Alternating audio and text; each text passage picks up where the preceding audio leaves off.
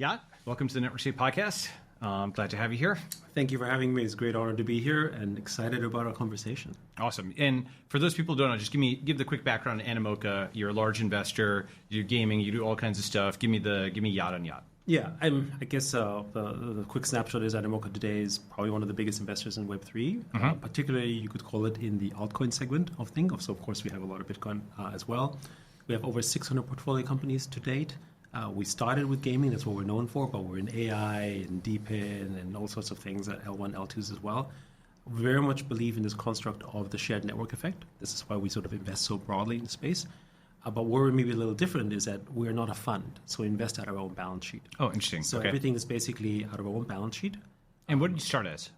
Sorry, what? Where did the balance sheet come from? Like Google, for example, Google funds Google Ventures out of its own balance sheet. We're a gaming company. Game company. We're still a game company. We drive revenue from that. And then we were once a small listed company in Australia, and we raised capital for some of our first acquisitions, like the Sandbox, for instance, or investments in the Axie Infinity. And that took off a lot back in the 21, 22 sort of, I guess, NFT Ethereum peak days, which hopefully will come soon again, at least on the Ethereum side. And we obviously monetized that, continue to invest, and grow the ecosystem, and we believe in that. I think the other thing, though, is that we are now also operating in the space. So beyond being an investor because of our own balance sheet, we also create yield from the assets.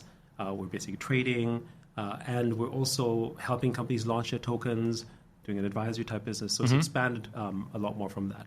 And we're like almost 1,000 people worldwide, so we're not a small operation in the crypto context.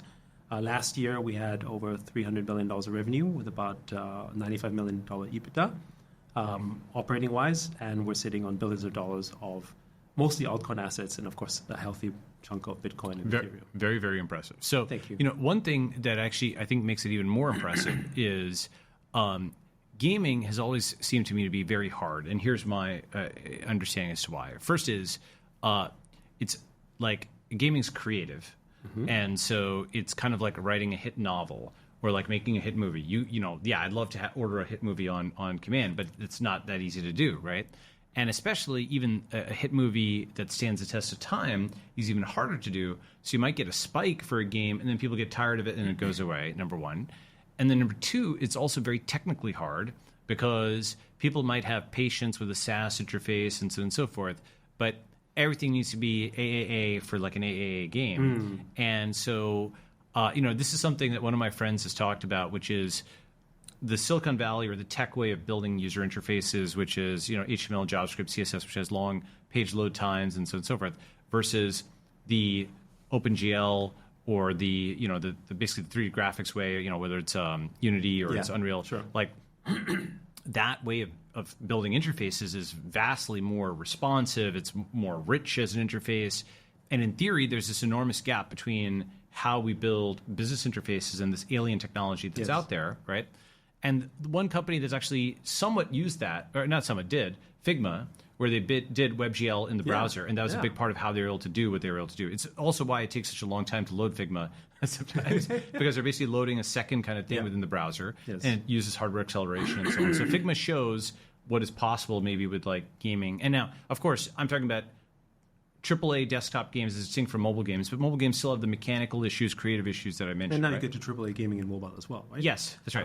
But I think maybe just to sort of encapsulate this, as we were obviously and still are sort of building games, one of the big misunderstandings around games is that you have to have super high quality. It's kind of like saying, hey, a good movie has special effects. It does, but not necessarily, right? A good game is actually based on the content. And frankly, one of the big, misnomers is that they treat it like a movie. They say you watch it as an experience, or it's episodic. And I think that has to do a lot with the history of gaming, which was very episodic in nature. But there's this thing in the casual gaming kind of thing, casual gaming, sure. Or even storytelling based games, or because you couldn't do multiplayer gaming. No, what I mean is like you're saying it's an alternative to the episodic storytelling games. With the casual games, you can just pick up and just start. Yes, exactly. But what makes gaming so different from something like hit driven in the classic construct is that most of the people play games for social reasons. Right? As opposed to when you watch a movie, you watch the movie one time, and maybe there's a social thing, you go to the cinema together, but the social interaction isn't as bound. In gaming, we have this thing called Bartle's taxonomy, where we basically divide sort of gamers. It's a crude form, but it's one that we generally follow into the 4 categories, right? The first category is killers, right? It's like 1%. These are the psychopaths who basically just play games because they just like to off people inside a game, right? Okay, right, yeah. Like Sure. like in the first-person shooter, you just enjoy that stuff, right? And then you have the achievers and the adventurers, right? And achievers and adventurers are actually the ones who are playing because they like to level up. Achievers want to collect all the badges. The adventurers want to see the whole Exactly, game world. and experience it. And it's for the love of the experience. And then the fourth category, the socializers. Basically social, right? Yeah. And what do you call them? Oh, we just call them the people there, socializers. Okay. Sure. And they are 80%. Right? Now, the perfect example, the exemplified example of this is Roblox. When you ask any of the kids or anyone who plays Roblox, do they play Roblox because it's great adventure, because you can kill a lot of people or something, or it's for leveling up? They'll tell you it's because their friends are playing it. Right? It's funny, the thing is, like as a kid, I definitely played a lot of games, and I stopped playing games because an investment into Final Fantasy umpteen or what have you. I don't know what number they're on, 16 or something like that. Right? Yeah. Probably 30 at this point. Yeah, yes. It's like a solid 80 hours of like waking time, right? It's a single player game. That's right. That's right. But in the multiplayer games, GoldenEye, or obviously I'm dating myself. Whatever. It's the late '90s, or Quake, whatever. I started with Pong, so yeah. Yeah. Sure. So the thing about those is, it was fun, but I think one thing I found is there's so many games now that if you scroll down Steam or something like that, they kind of all blend into each other or what have you, right? Like there was less, back in the 80s, I don't have to be all nostalgia, but in the 80s or 90s, it was harder to get a game out, so there was more editorial control over it. That's also the cost of it. And the cost was hard, right? Yeah. So you had genuine originals like Zelda, Metroid, at the time Final Fantasy, Dragon Warrior, Castlevania, right? And those were all like, those are still flagship titles today or what have you, right? Even though it took like 10 or 20 years to reboot them or whatever, right? But I think just the sheer crush of titles that are out there, that's why I'm very impressed with how you managed to build a business out of it, and an enduring business. I mean, obviously you've gotten into other areas in web and crypto, but like, for example, is Angry Birds still doing well? Well, no, but that's because Rovio sold itself. Okay. They built a franchise out fine, of it. Fine. Right? But it's like hard to make a repeatable. It's like, oh, I remember that game from like 5 years ago or 10 years ago or something. So I think there's a lot of parallels to when you think about the roots of crypto and gaming, because gaming audiences, what they do ultimately, they build a brand, right, and they become a media company. And when you think about the foundational level of a lot of starting crypto, including even Bitcoin at start, it's tribal of a kind of belief system first. I see. So let me see if I get your point. You're saying retention in a game is about retention of the social network underpinning the game. Correct. Yeah. Okay. That gives a good thesis. Yeah. Okay. But then what happens is that you start off by creating a following and a community, and with Final Fantasy, for instance, you've got this whole generation of people who grew up with Final Fantasy. Yeah. And they'll keep playing it. Right. And it's the franchise value. Yeah. You see the same in the movie industry. Yep.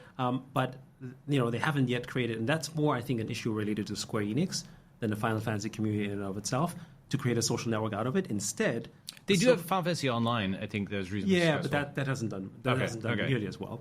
And frankly, the social network of these gaming communities have been mostly co-opted in the platforms such as Steam. Right? So Steam, Xbox Live, that's right. Because you're right. Discord, right? They're the ones who captured it, and then they became the agents of distribution for these games. It's interesting actually, as you mentioned that. It's such an obvious point that for a reason. It's kind of like Uber commoditizing the cars, right? Yeah. Like, car companies spent so much energy in differentiating a Ford from a, this from a that. And then the last time you took an Uber or Grab or whatever, do you remember the make of car? No, yeah, right? Exactly. So that brand, what you remember is you took an Uber or a Grab or something. And even then you may not remember Uber versus Grab, but you remember, right? It's what TikTok is doing for creators, unfortunately, too. Yes. That's right. Yeah. So you remember TikTok, but the creator themselves just like channel flipping or what have you, right? That's right. And it's interesting because that's the fix. You always kind of re-centralize around something because you can't remember everything.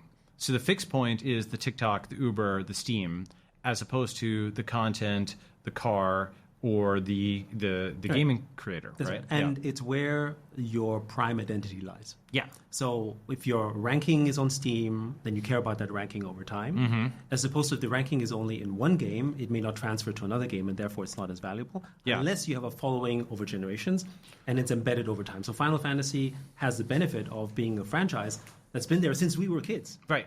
And so that's something embedded in us for decades. But if you're a new franchise, you really have to understand how to utilize the power of these social networks and how to basically sort of build community constructs from it, which basically is no different than launching a token, right? So it took me a long time to understand this quantitatively, but essentially my view is, because people would speak at an abstract level about brand, for example, right? And eventually I was able to articulate a brand is the collection of words and images that are evoked when someone says that phrase. And feelings. And feelings. Great. Yes. Okay. So again, very left brain biology. Yeah, exactly right. Feelings. You're right. Feelings. What are those? Right. Exactly right. Yeah. So that's right. So we're not all computational, despite what some people might think. I believe. Anyway. Exactly. That's right. So actually, with LLMs, you can actually make that very clear today, where you could literally type in a string, Coke, Pepsi, something like that, right? And then you can pull up sentiment analysis over time. But you can also pull up, give me every word, phrase, image, et cetera, that is associated with this person, place, thing, what have you, and then, score them for positive or negative sentiment, right? And you can actually realize that actually brand is just about the media you consume, and it's almost like the atomic linkages to other words and images that surround it, and feelings and so on and so forth, right? Yeah. And so therefore, it's interesting to think about, with Disney or Final Fantasy or something like that has built brand value over decades. What is different about that, right? First is they were able to build it over a period where there was a less competitive media environment. That's one thing. Yeah. But it is possible, certainly, to build brands today. You can, in some ways, build a brand faster than ever before. Like Brian Johnson has built a brand very quickly, right? With Don't Die and so on, Live Forever. YouTube obviously came up like this. TikTok came up like that. But if you look at, for instance, YouTube, is it YouTube or is it the content that you experience on YouTube that actually gave you that impression, right? You're not. Well, what I mean is YouTube.com, right? TikTok.com, Snapchat. It's not easy to build these giant multinational, corporations, these tech platforms, but it's possible to do so, right? And in some ways, it's actually, I think it's easier to do so than to retain an old brand, right? Like one of the things that's been interesting to me is seeing something like the World Economic Forum radically decline in prestige. Sure. Right?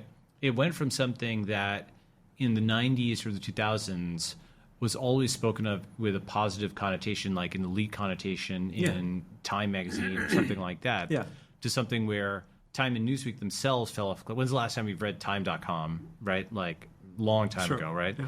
And, and then the things that they would praise are now, what's interesting to me is the World Economic Forum had its brand attacked by not elite media, not prestige media, but just an enormous mass, like groundswell, right? But now it's something that it worked. Go ahead. But it's also related to the distrust in institutions, which has basically happened over time, right? That's right. But so because of that, I think it's interesting because things like Final Fantasy or Zelda are kind of outside of that distrust in institutions because they're games. They're like nostalgic products. In some ways, their brand value is going up even as the institutions that existed then go down. So I think talking about the topic of brand, the way we think about brand and the power of brands, in the commercial construct, you might call it goodwill, right? Is, as humans, we are guided by emotions and feelings we feel. And that network effect, ultimately, say something like love, is the most powerful thing. So when you love and have passion for something, whether it's a green movement, whether it's a cosmetic, whether it's whatever, to build a brand is the feeling that it evokes in you. And maybe an example I can put is like, do you remember, what's your favorite childhood food? Something that you remember. I don't know. That's a good question. I don't know. Is it some pudding? Is it some pineapple? Pineapple. Okay. So when you eat a pineapple today, does it give you that feeling, that emotion that you as a child? Yeah. Well, I mean, sense and smells and tastes. Yes. Right. There's something else that's interesting about what you're saying there because that's also the stuff that you can't put online yet.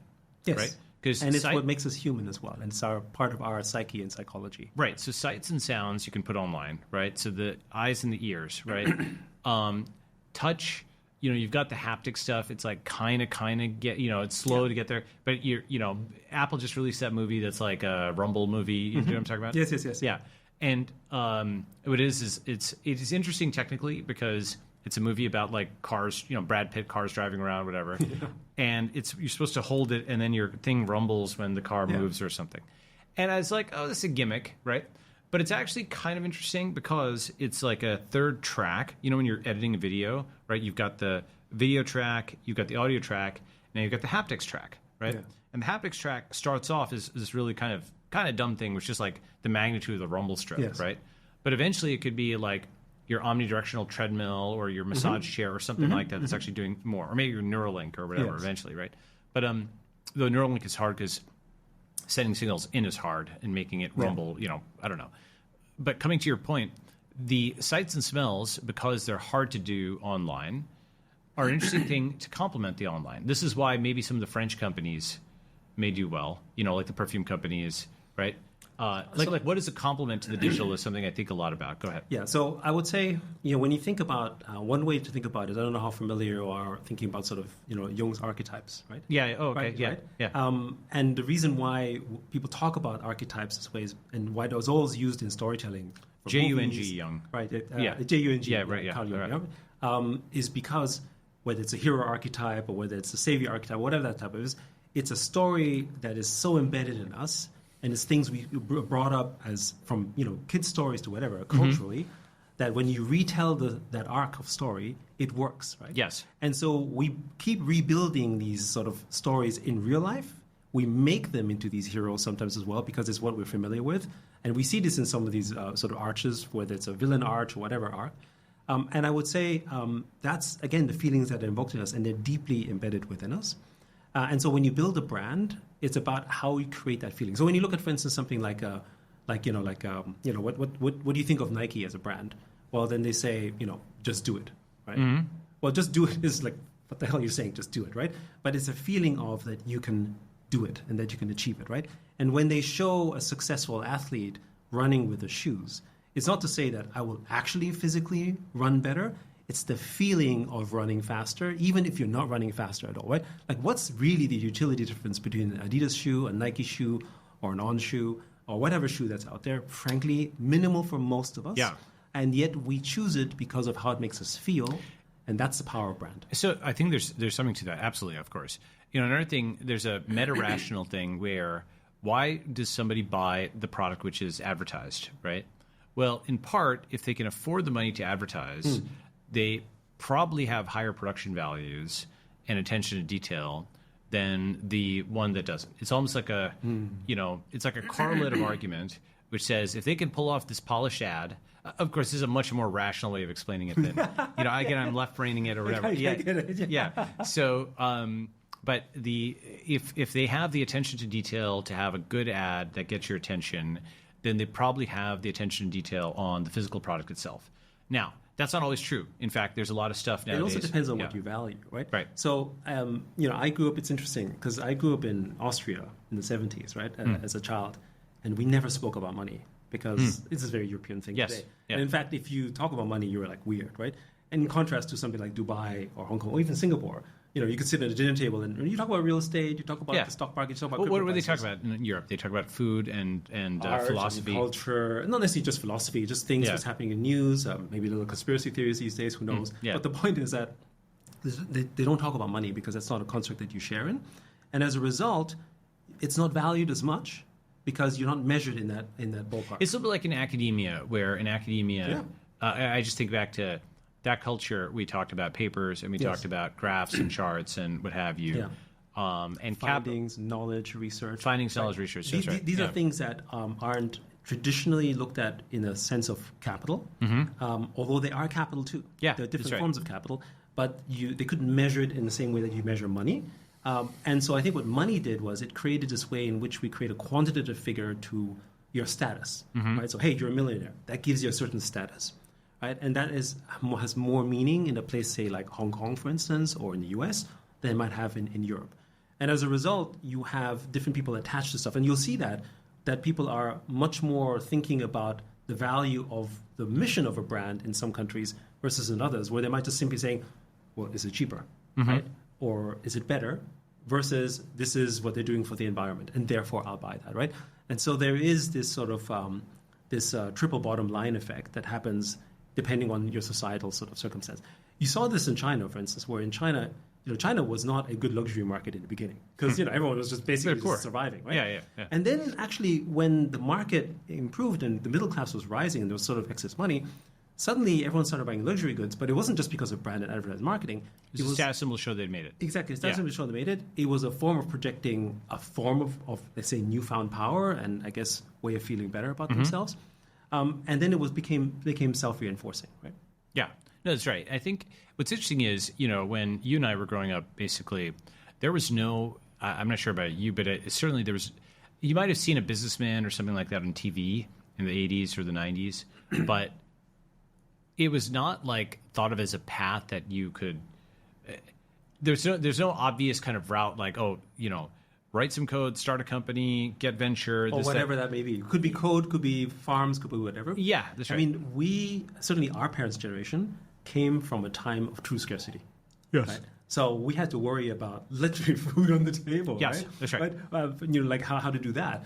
This is not something we care about today. Even in the so-called, let's call it lesser sort of ones who are not as well off, the notion that you can't put food on the table, for most of them, it's just simply not true anymore. Yeah, I mean, this is the thing that people don't get, like how much the world has changed in 50 years. Yeah. And the thing is, I would argue it's changed a lot more in the last few decades than it did there was a degree of... Yeah, post-war. Certainly post-war. Yeah. There's a degree of freezing in amber that is now coming uncracked, right? Very rapidly. Like the speed of political change, technological change is accelerating now, and it's going to probably accelerate, for a while. And one way to think about that is to be less trivial about it. There's many different kinds of exponentials, or the rampant declining. Obviously, there's crypto, there's AI, there's actually biotech, which people aren't monitoring as much. It's like the shoe that hasn't dropped, like the ABC of AB, right? Okay, AI backer. There's drones. It's a major one, and more generally, robotics and self-driving, humanoids, that's all real now, right?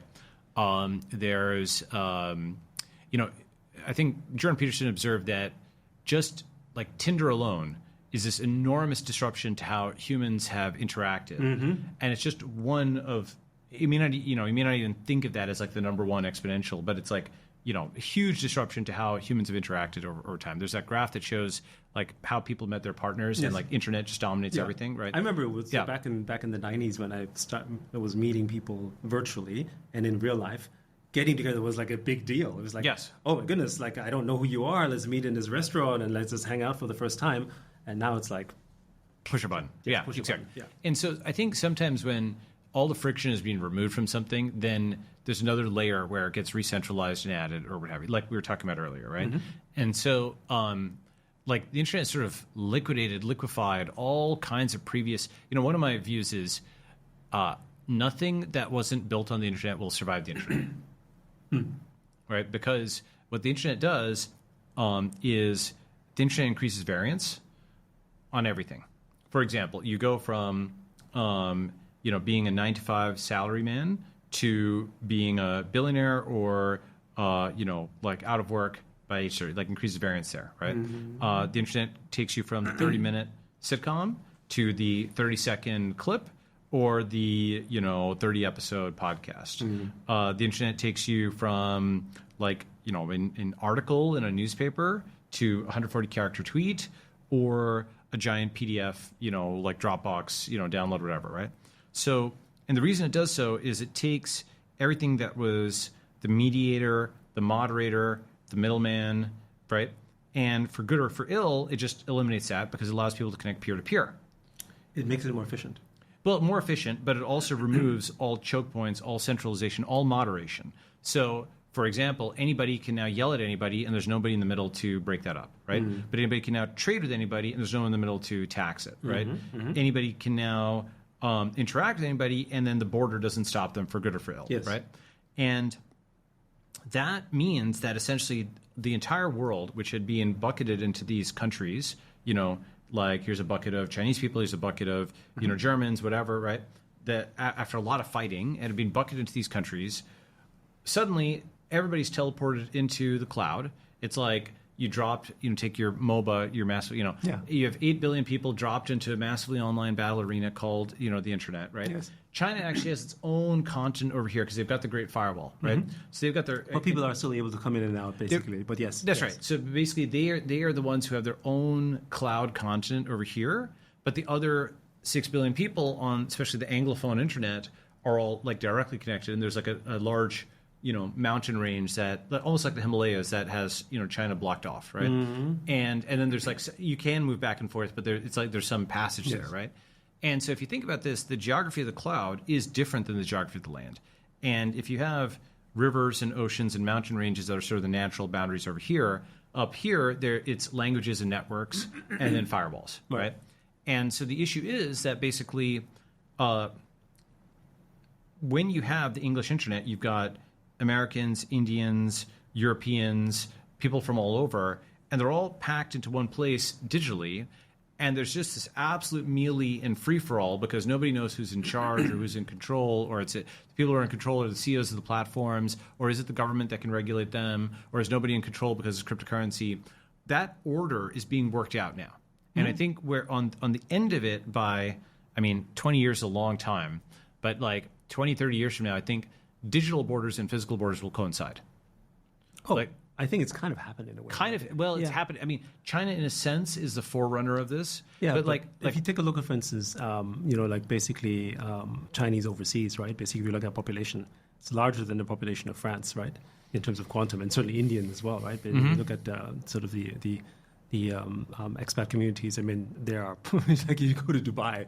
May as well be India, right? Yeah, for example, right. 80%, 70%, exactly, right? Yeah. So you can see that kind of transporting out. But what's interesting is that they move and bring with them a specific culture that is sort of part of their national identity. Yeah. That doesn't disappear, despite the fact that the global internet has brought everyone together, and it also allows people to connect with certain interests from those particular societies to combine them together. So what I see happening is, if you want to call it nationalism or patriotism, there are pockets of this type of patriotism where, I grew up in a time where you would describe a kid like me growing up in Austria as like a third culture kid, right? Yeah. Right. Well, to me, this concept of third culture kid kind of is thrown out the air because everybody is that. Everyone is that. Yeah, because we're everybody's internet culture. Internet culture. We're all connected one way or the other. And so I could be a national of Austria or a national of America, but I could have affinity to someone in China. I could have affinity to Chinese culture. I could love Japanese anime, and I could suddenly be maybe in some ways even more Japanese, maybe a Japanese person, right? And so that is the part I think that society is struggling with as well, because you have that incredible divergence and you have incredible diversity within a construct that is hard to manage. And I think part of that is because we don't have the traditional power structures to hold it together. The traditional power structures with education, centralization, your passport, your identity, your travel, right? You maybe national anthem, whatever. These are ways in which we try to keep society cohesive. But because of what you described, and also media at large, we've now fragmented that open. And actually, that makes me more bullish on America, because if there's one society that has managed to be as... Oh, really? Yes. Okay. I understand, we talked about this earlier, okay, about America as a nation. But when I compare to other nation states, China being maybe an exception because it has more tighter control, is that very few countries can survive this type of mass diversity, and let's call it implosions and creation and destruction of societies and cultures within, as America has, because it's done this for hundreds of years. It's kind of like its genesis, as it were. It's a nation of immigrants. It's built in this foundation versus other places. So America's the only place where you can have this kind of creative destruction, and which really upheaves an entire industry, which would completely be not allowed in Europe, would basically be defaulted in many other places. And in many ways, China is responding what's happening to America. Like, for instance, people talk about China as ahead of AI. But Chinese being ahead of AI is a response to America suddenly leading, right, in this area originally when OpenAI came. Because remember, before OpenAI, it was like China with surveillance state and everything, has full control over everything. They've got all the data. They're going to lead in AI. Then America came, boom, with something that was disruptive. highly, highly creative, but also highly destructive for many, many industries. And then China had to respond in kind, right? Yeah. So I feel like that's sort of interesting to see. And I think America's probably the only place that can do that, not counting small city-states, because they're smaller places, like if you're a population of like 5 million or whatever. So let me somewhat disagree with you, and let me explain why. Yeah. It's because I think talking about America as a unitary entity today, like, for example, think about Korea. That's very explicit. It's on the map. We can see it. Does Korea exist? No. North Korea exists and South Korea exists, but Korea doesn't exist, right? Like, if you said, what do Koreans do? You'd get a very different answer for South Koreans and North Koreans. Of course. Yeah. And that historical division didn't exist, right, prior to the 30th parallel, 37th parallel, sure, right? But now it does. And when I say Americans, I mean the United States more than say including Canadians or. I know. Yes, but I would say it's the Disunited States. Yes, right. Like there's no America. There's only Blue America and Red America and Tech America, and so just like there's no Korea, there's only North Korea and South Korea. We can see that on the map. It's explicit, right? They actually have territory, they have governments, they have laws that are incompatible with each other, and they point guns at each other, and they hate each other or whatever, right? Fine. So, I don't know the very latest on Korean politics, but, they're sure. still alienated, right? Exactly, yeah, exactly. And right? it's not likely to come together anytime soon. No, exactly. That's right. So, whereas Blue America and Red America, they kind of have the separate territories with blue states and red states, and the level to which they're polarized is widening over time, where, for example, only 4% of Democrats marry Republicans, right? And so you also have something where they don't vote for Republicans, obviously, but they don't even socialize with them. Essentially, starting in 2020 with a bunch of Republicans going to Gab and Truth Social, and now you had tens of millions of Democrats going to Blue Sky, right, and Threads and TikTok, the center has smashed into pieces. Like, Twitter's acquisition was I think it was necessary and good that what Elon did. It's like a Tower of Babel moment where the old center, even the internet center where Twitter was the center of the English internet, doesn't exist. You have X, and you have Gab, and you have Truth, and you have Farcaster, and you have Nostr, and you have Base, and so on, and you have Threads, and you have Blue Sky, and you have Mastodon, and you have TikTok, and so the whole thing has gone just smashed into pieces, and the digital secession has already happened, right? Like blues and reds have already split apart. The third thing, in terms of which Americans can handle the thing that you're saying, they're tech Americans. That's yet a third group, right? The internet Americans can ride the lightning, right? The internet Americans, maybe that's 5 or 10%. They're born in the chaos, right? Yes. Because startups are chaos, right? So they can ride the curves all the way up, and that's fine. And that's a milieu that we know, right? Those are the people who are developing AI. They are developing. But let me ask you a question: what is America minus the internet? Well, what is America minus the internet? Yes. Right. Like, is it successful? No.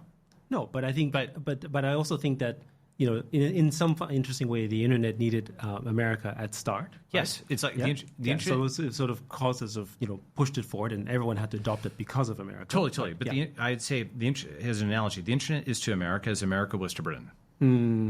Okay, so Britain, obviously, does America owe a debt to Britain? Of course, it owes a debt to Britain. In many ways, so many countless ways, its culture was a fork of Britain, right? And still maintain the English language. Still maintain the English language, exactly. All kinds of things. And they have a sympathy for Britain. They're not anti-Britain, right? But they're 10x the scale of Britain. They're more progressive and more libertarian, right? And the internet is to America as America is to Britain, where it's like 10x the scale. But do you think America is not going to be America? Maybe America might not be America in the physical sense, but I think America as the idea. Well, that's what the internet is. Exactly. Right? So basically, what MAGA and what is happening now in the U.S. is MAGA has China envy. They don't admit it, right? Like basically, I'll show you two graphs, right? Okay. Yes. I'll show you a few. Let's see it. All right. This graph, shows. So let me just back up for a second. Imagine not a two-faction model of blue-red or America-China, but a four-faction model of Blue America, Red America, China, and the internet. Okay, this first graph shows that in the year 2010, right, essentially Google and Facebook disrupted legacy media, right? Yeah, they were at 60 billion something revenue even to the mid 2000s, and they plummeted to like 16 billion revenue, like a 75% drop in like 4 years, 5-6 years, right? And the internet went vertical. So the internet disrupted Blue America right around 2010. Okay, at the same time, in a different theater of this giant social war, here you see China disrupting U.S. manufacturing, and the colors are reversed, but basically, Sure. this is China disrupting red America. Yeah. Right? So red America, in the same time that blue America is losing to the internet, red America is losing to China. Okay? And the response to this, you've heard the saying maybe sometimes like, go woke, go broke, right? Right. But actually what happened was go broke, go woke. Right. Right? First, blue America lost all this money. Yeah. Then they politically radicalized as a consequence, and they started fighting a two-front war where there was the anti-tech techlash, which started in 2013, and then there was obviously the wokeness, which was an attack on red America because their pie was shrinking, and they wanted to take back the pies from these two guys, the red and internet factions that had taken their pie away. Right? Red America felt the exact same feeling because they were under attack from China, economic attack, so they felt, right? Right. And so they responded with Trump, and Trump was both a fight against blue America and the trade war was versus China, right? So you actually have a bar brawl with the internet, blue America, red America, and China. And the internet and China in the mid-2010s were sort of taken aback because the internet thought of themselves as Democrats and China thought of themselves as basically working collaboratively with U.S. manufacturing because all those CEOs who had basically moved the stuff overseas or whatever, right? And they were their trade partners and they were working hard for them. They were grinding. And so the internet and China were taken aback in the mid-2010s by all of this. And at first they took huge hits, right? Like the internet, like all the way, all the censorship, all of the attacks on CEOs and stuff over the, second half of the 2010s, like Travis Kalanick, getting pushed out of Uber, all that kind of stuff. And it didn't make as much headlines in the Anglophone world, but the trade war was a huge thing in China, right? Lots of companies had their IPOs crushed, all kinds of crazy things happened. And but then what happened after 2020, 2021 is the tide turned, and then the internet after 2022 really went on offense. China went on offense, okay? And now China started shipping cars, and they flipped everybody worldwide. So basically, they took all these hits, then they figured it out, and now only 15% of the revenue comes from the U.S., and they just went to a completely new gear after 2022. Similar to the internet had taken all these hits, and they figured out a new gear. Elon acquired Twitter, and we pushed with All In and all of these kinds of things, with the like pirate wires, all the tech media, but really more of a basedness among tech, just pushing in and actually, okay, you're fighting, we're going to fight, right? And in fighting, actually, there was a victory, right, where like the internet's victory over blue America is kind of obvious at this point. China's victory over red America is obvious in China, or anybody who's looking at graphs, right? And yet there's still a rearguard action, right? What Trump is doing with the tariffs is actually mirrored by what blue America is doing with less fanfare. Blue America has, for example, all these unions at media corporations that are anti-AI. They're trying both to maintain a protectionist thing and protect what money they have against this internet and China kind of wave.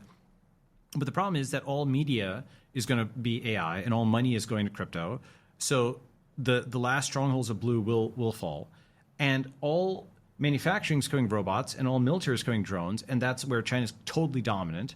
And it's kind of like Red America is trying something there. And I think there'll be something that comes out of that, right? They're at least more productive. Blue America is just purely defensive. There's at least some attempt by like the tech guys, which is different than the Reds, by the way. But there's some overlap between tech and the right over here to try to build like American dynamism and so on and so forth. Nevertheless, that is not price competitive on global markets with Chinese manufacturing because of this sheer scale of what China is. Yeah, right? the expertise that they've built over time. Yes. Yeah, there's like 1.4 billion Chinese people and 77 million MAGAs, and China's exported to every country in the world, and China has the insane price competitiveness required to make a profit in Nigeria and Brazil and all these kinds of places. So they've got all their numbers completely dialed in, and really the physical world is made in China and the digital world is made in the internet, right?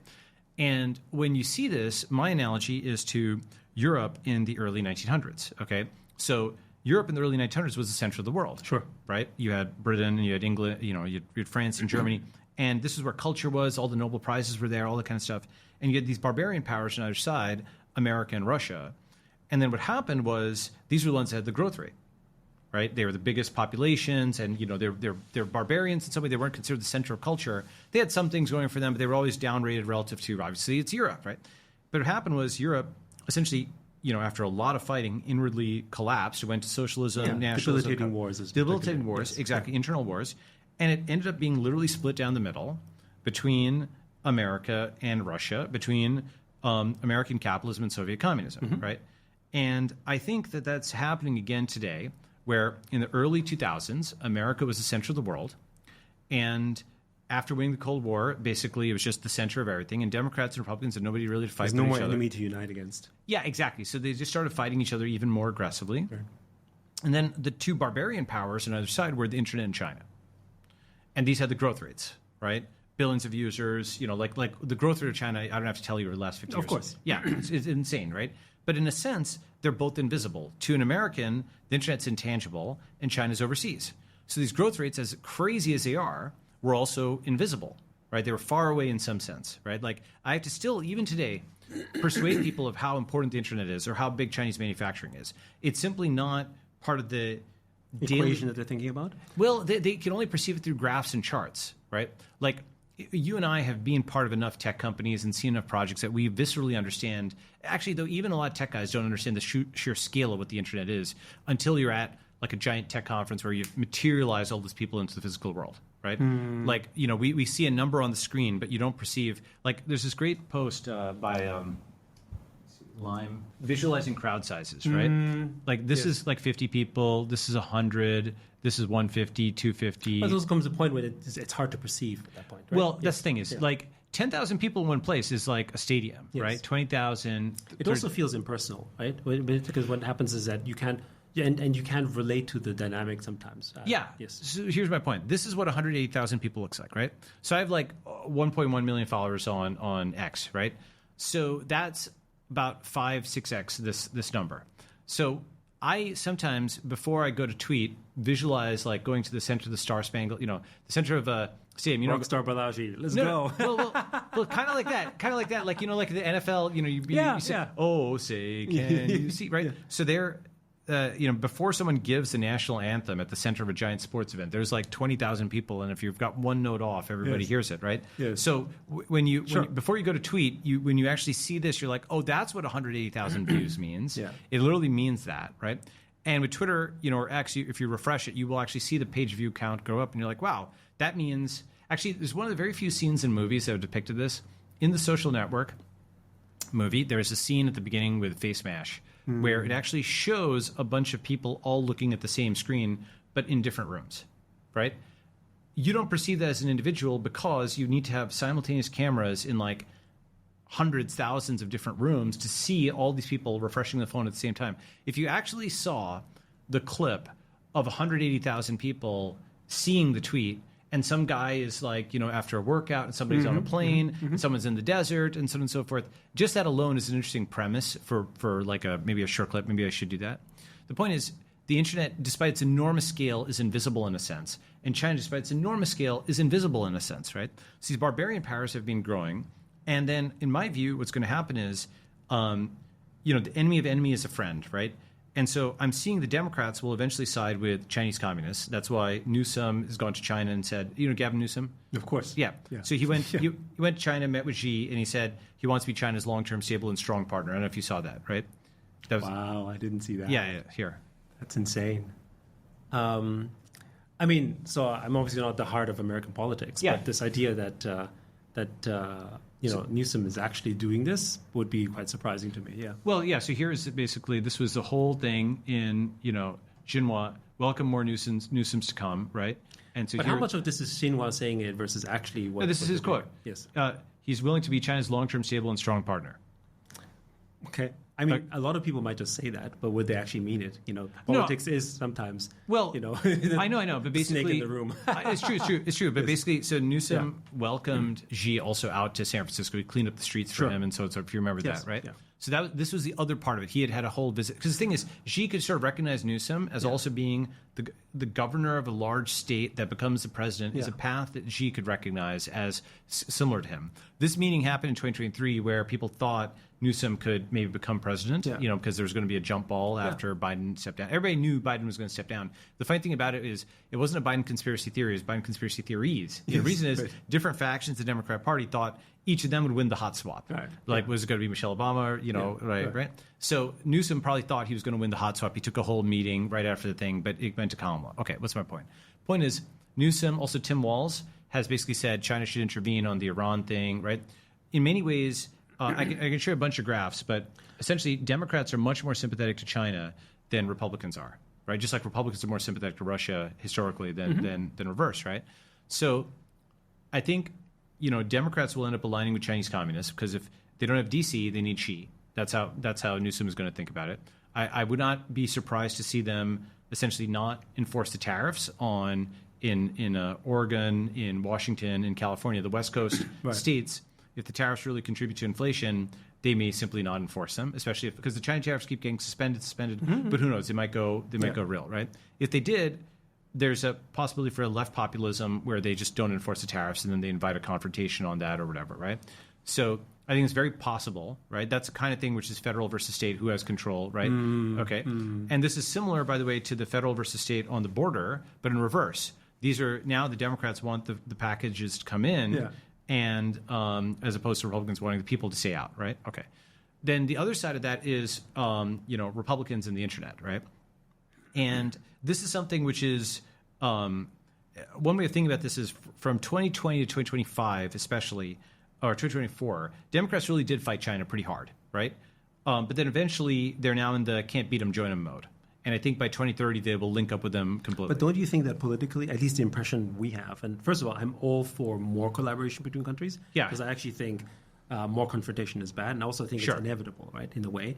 I would also argue that the more the U.S. can integrate and work with China and vice versa, there becomes more co-interdependence between them. Yes, but the U.S. doesn't exist. They say, red America and blue America have different foreign policies with respect to China. I understand. But just generally speaking, because when there's jobs and there's money. Oh, of course. Yes, broad level, I agree. Broad level, we should get there. But I think for the time being, I don't see, at least externally, from the lens being in Hong Kong and by extension China as well, that we view neither Democrat or Republicans as being pro-China. Like that. Sounds, I know. That sounds to me as that's a bipartisan thing, which is a bit of a shame. But I think it is one of those challenges, and I think China is responding at the moment. Politically, including in the area of crypto regulations, like with the stablecoin in Hong Kong with the HKMA and so on. Basically, it's a response to America as a whole, not specifically to MAGA America, but I think generally speaking to just how do we make sure that we protect what we have and totally, so forth. Totally. Yeah. But I'd say that while we're in a time of transition where the tectonic plates are moving, but there's a number of reasons where Democrats, I think, will link up with Chinese communists, right? And for one, the thing is that, go ahead. No, I mean, I'm not as familiar with that, so obviously it's hard for me to comment. But this idea that an American faction, in this case, would actually side with China to me sounds like as a country sounds as big as when people were saying Trump is siding with Russia. Well, so to speak, or right? Trump with Elon. Yes, Trump with Elon. Basically, Newsom Xi is as big a realignment as Trump and Elon. Temporarily, anyway. Well, yeah, that's right. So exactly, yes, but basically, exactly. So remember, Elon, Trump was like, "Oh, Elon should get on his knees and beg," or whatever. The first administration. Yeah. Then obviously they were the bestest friends ever for 2 years, 3 years, and now they're out again, unfortunately, right? Yes. So, but that was something Isn't that called politics?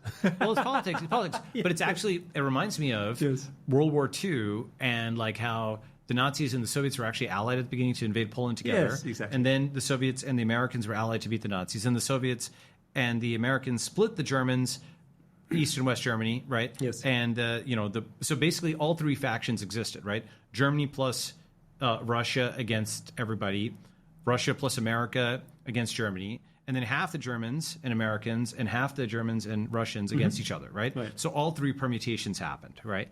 And my view is Democrats align with Chinese communists and Republicans become Bitcoin maximalists. So that's the other piece of it, right? We're still in the middle of this transition. So, but what you're then saying is that America will essentially no longer be. It's not a country. Country is a geography. With borders and a government and so on. Right? Yeah. But to me, I guess a country is, I guess, if it's representative by its people, right? One could say that. What is those people? Are we saying it's two Americas, or are we saying it's still one America under one hub? Because the whole, I guess, federal construct. Allows for, I guess, different opinions and ideas and structures to exist within a common federal structure, whereas the states themselves are different. Does it mean that states have more freedoms as a result? There's different ways it can break down, right? Yeah. And it's possible that it's like the fall of the USSR, where these administrative boundaries for like the so-and-so Socialist Republic actually suddenly became real, right? And suddenly Tajikistan's like, okay, I'm a country, right? So those like fake administrative boundaries became real. And, because they were just something that everybody could agree existed beforehand, right? So it's possible, because you saw this during COVID, actually. There were hard borders between, like, Rhode Island and New York or whatever, right? Yeah. Like, people were not able to just go back and forth because, they're COVID borders. It was Rhode Island, New York. It was like... Yeah, the collapse of the Soviet Union was essentially one that the Soviet Union simply couldn't sustain itself anymore. Yeah. I think the interdependence and relationships that you have. Because the one difference about a communist planned economy, and that's only because of the fact that when I grew up in Europe at the time, I witnessed that to some extent, is that planned economies have centers because essentially there's a country that's dictating what you do, where you do, how you do it, right? So this place makes coal, that place does this, that kind of stuff. Yeah. COVID checkpoints. So COVID checkpoints targeting out-of-state residents. Yeah.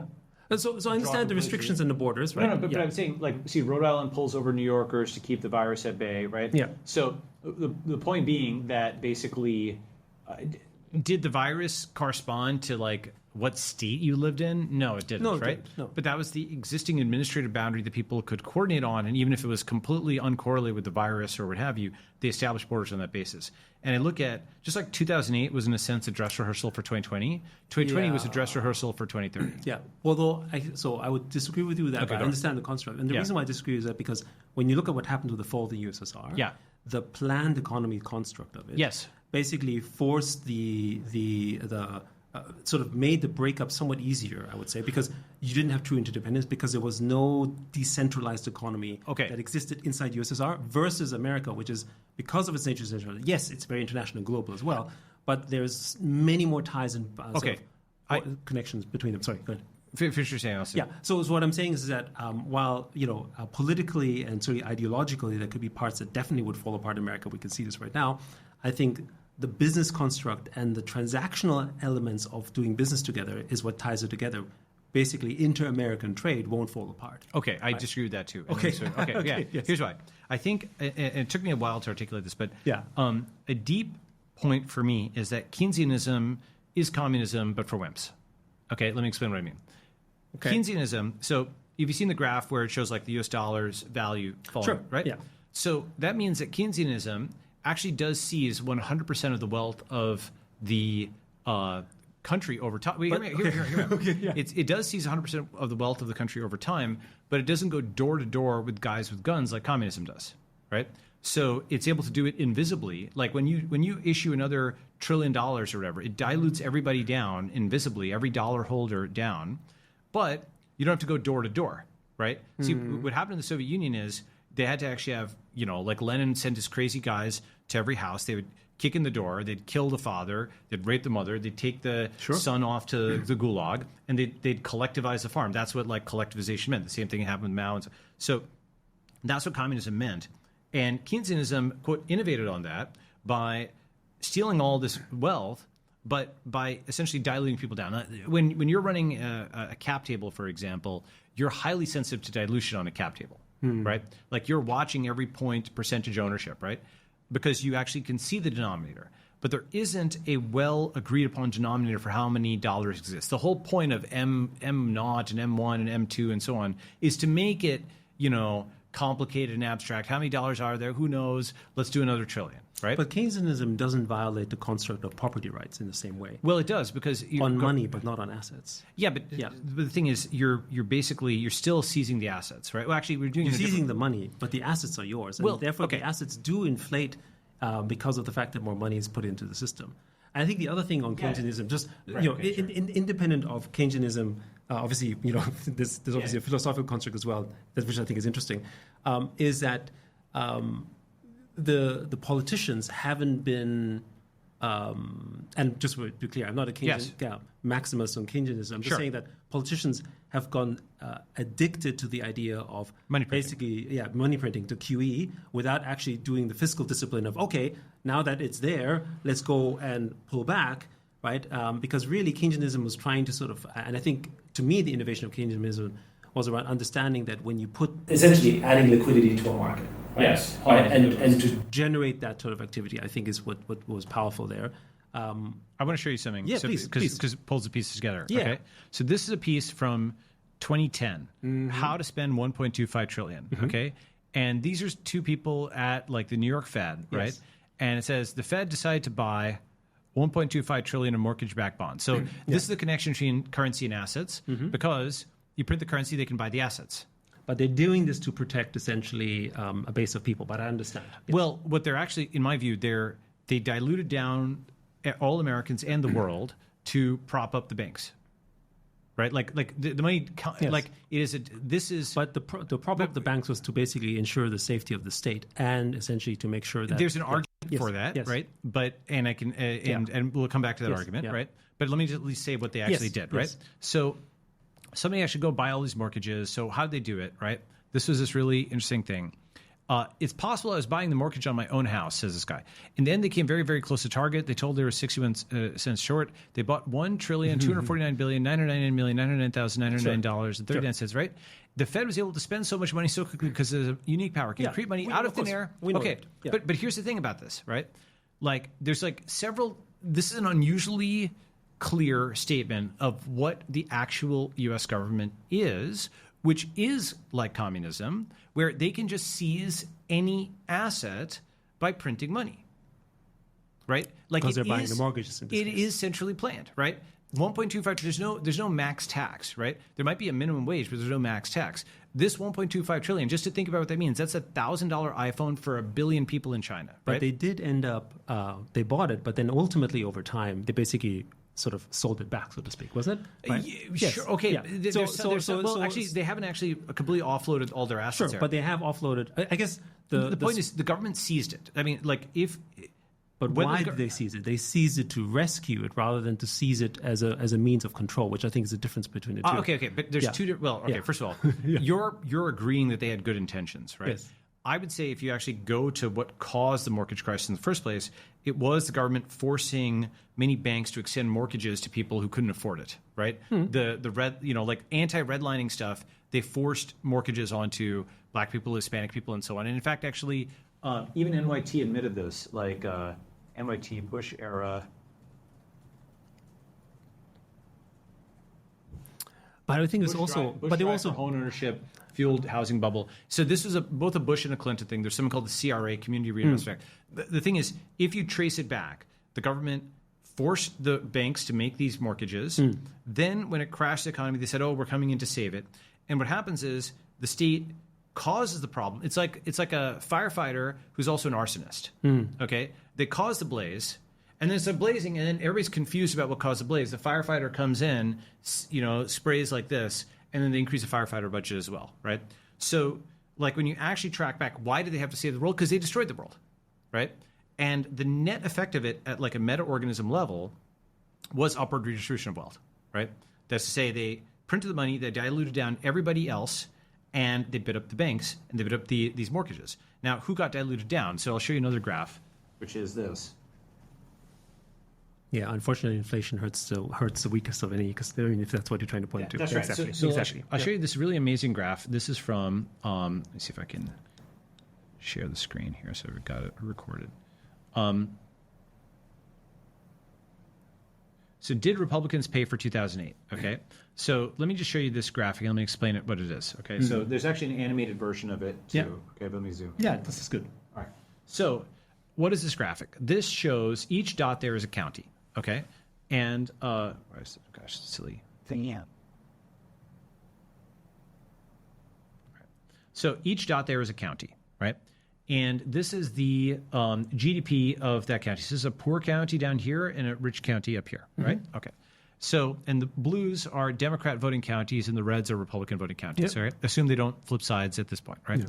So, in the year 2008. This solid line over there, that envelope over there, you can see that the blue envelope and the red envelope are roughly the same. But by 2018, you can see that all the richest districts are blue. But we can see this already when you look at, like right now, people look at the blues as the party of the elite as opposed to the party of the people. But that happened from 2008 to 2018. Right.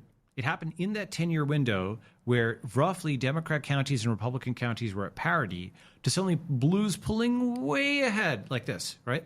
And how they pull way ahead like this, I argue it's because that was the time of the Obama administration. All the printed money was being allocated. And where did it go? It went mostly to blue-connected states and institutions. So it went to banks in New York. It went to D.C. And how much of that would you say is related to the growing tech wealth that happened during that period of time? A small slice of it, right? So it's not a big slice. It's a small slice. Like all VC is like 10 billion, 20 billion a year or something like that, right? So relative to like... But all the people who ended up working at Google, $1 million packages and that kind of stuff. Yes, but what happened was a small slice of the trillion, like there's $1 trillion for the mortgage-backed securities loan. A small slice of that, like less than 1%, made its way through the rivulets into a productive sector of the economy, which is the tech economy. And just a relatively small amount of money on that, very fertile field went whoosh like this, right? And so that led to the growth of tech, right? But another piece of it was the crash led to huge price pressure. So it also led to the growth of China, right? And so China and the internet both were the strongest, the most supple, resilient, where they were the ones who were actually able to benefit from this, even if they weren't next to the money printer directly, right? Okay. So then one other thing that happened is it wasn't cost-free. That inflation was exported, for example, to the Middle East, helped trigger the Arab Spring. Those countries were just in chaos, civil war, and so on and so forth. In a sense, they paid for the bailouts, right?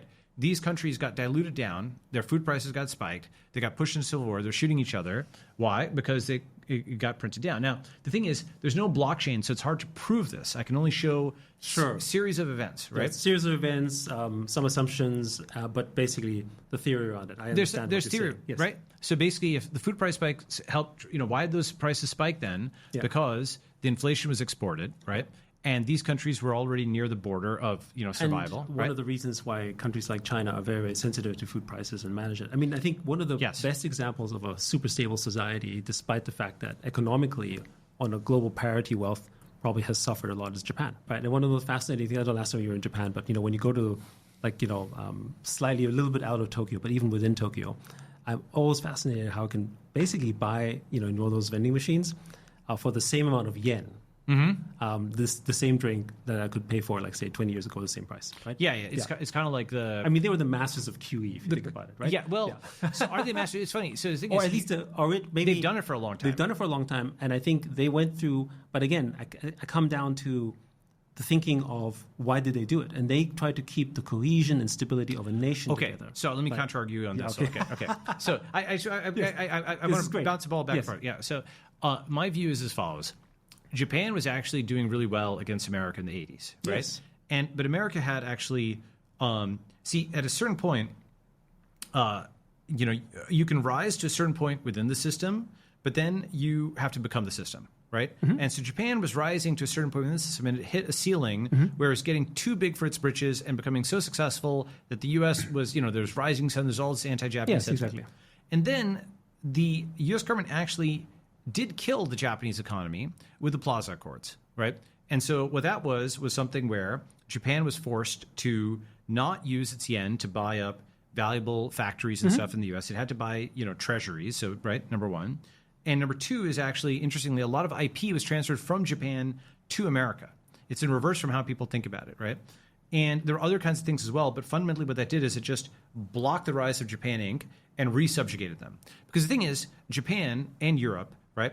They are, and Canada, these, until very recently, are U.S. colonies, right? They don't have, they have a U.S. military base there, right? There's no Japanese military base in America. And this was a post-war construct. That's right. So when we, some people say, oh, China will get, we stop Japan's rise, so America will stop China's rise. I can point to... That's not the same. Absolutely not the same. It's not the same. Yeah. And I can actually point to one article that shows it to anybody, Yeah. And the other thing, of course, is that during that time, obviously, I mean, Japan's dependent on American security. So there's a different relationship between that versus what you see in China. Exactly. So when push comes to shove, the U.S. had root over Japan, but did not have root over China. And one way of proving that is like killing CIA informants, China crippled U.S. spying operations. So that shows that's something that China could do that Japan could never ever do. Right? Japan could never kill a U.S. spy. Right? And what that means is if they can't kill a U.S. spy, they can never have any communications that are genuinely encrypted and genuinely seen as private or whatever in their country, right?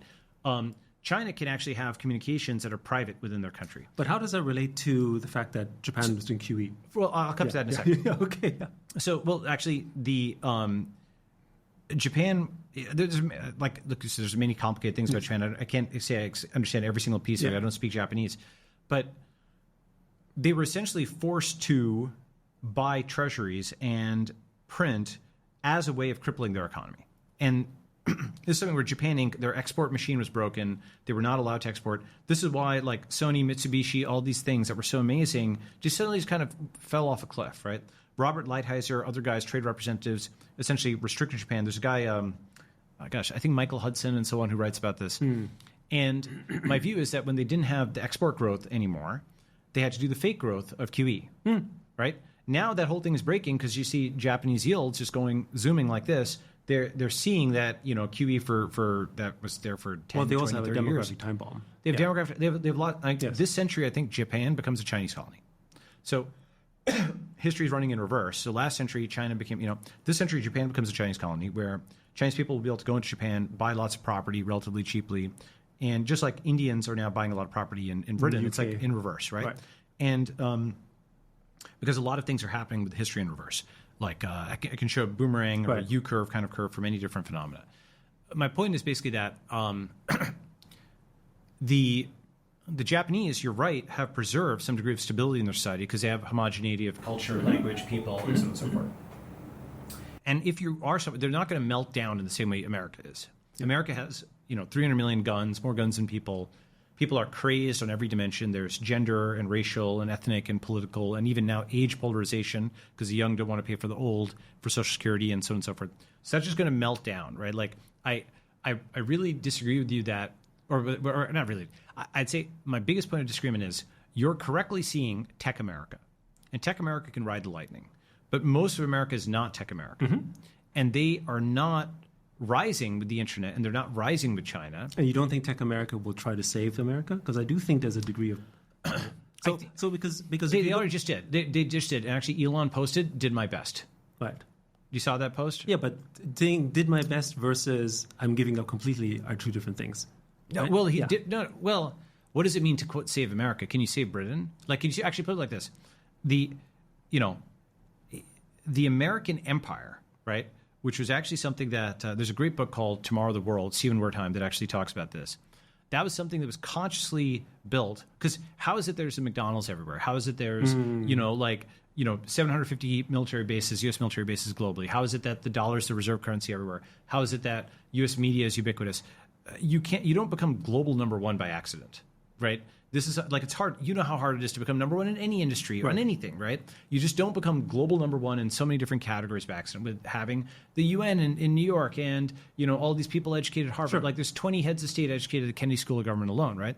Becoming the center of a global empire was something where in 1939, 1940, when Britain was on the ropes, until that point, America had been fine with the British having an empire, right? Because it's expensive to run an empire, all this kind of stuff, right? So they had wisdom. They're like, we're just going to build up our strength, not run an empire.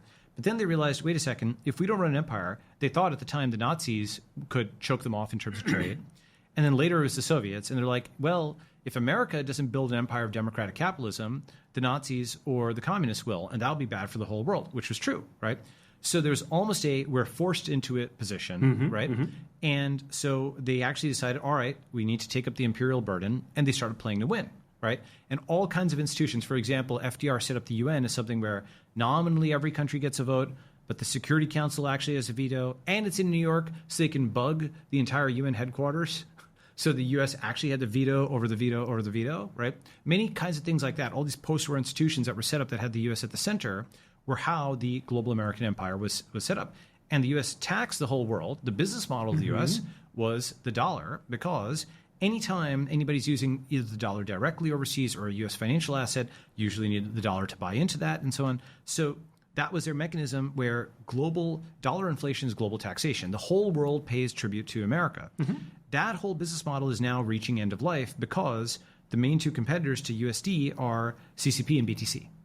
Right. China and the internet, right? But I guess that's why they're trying to push stablecoins the way that they are, right? So it's interesting because this is something where, so let's talk stablecoins, right? Yes. So a new bill is being passed. Yes, and the Genius Act. Yeah. And, obviously I was very, like I know a lot about stablecoins. And it's also interesting that Hong Kong also passed theirs actually a month before, right? Yes. Which is, so that's interesting. So tell me about that. Go ahead. Yeah, so before the Genius Act actually came out, and it's actually one that we're quite involved in, our LegCo, which is the equivalent of our parliament, basically passed the Hong Kong stablecoin bill, allowing the HKMA, which is a central bank, to basically start issuing sort of stablecoin licenses starting from August 1st. So the applications are going to start basically next week, right? And so it's a little bit of ahead, right? But this was already in the works for a while.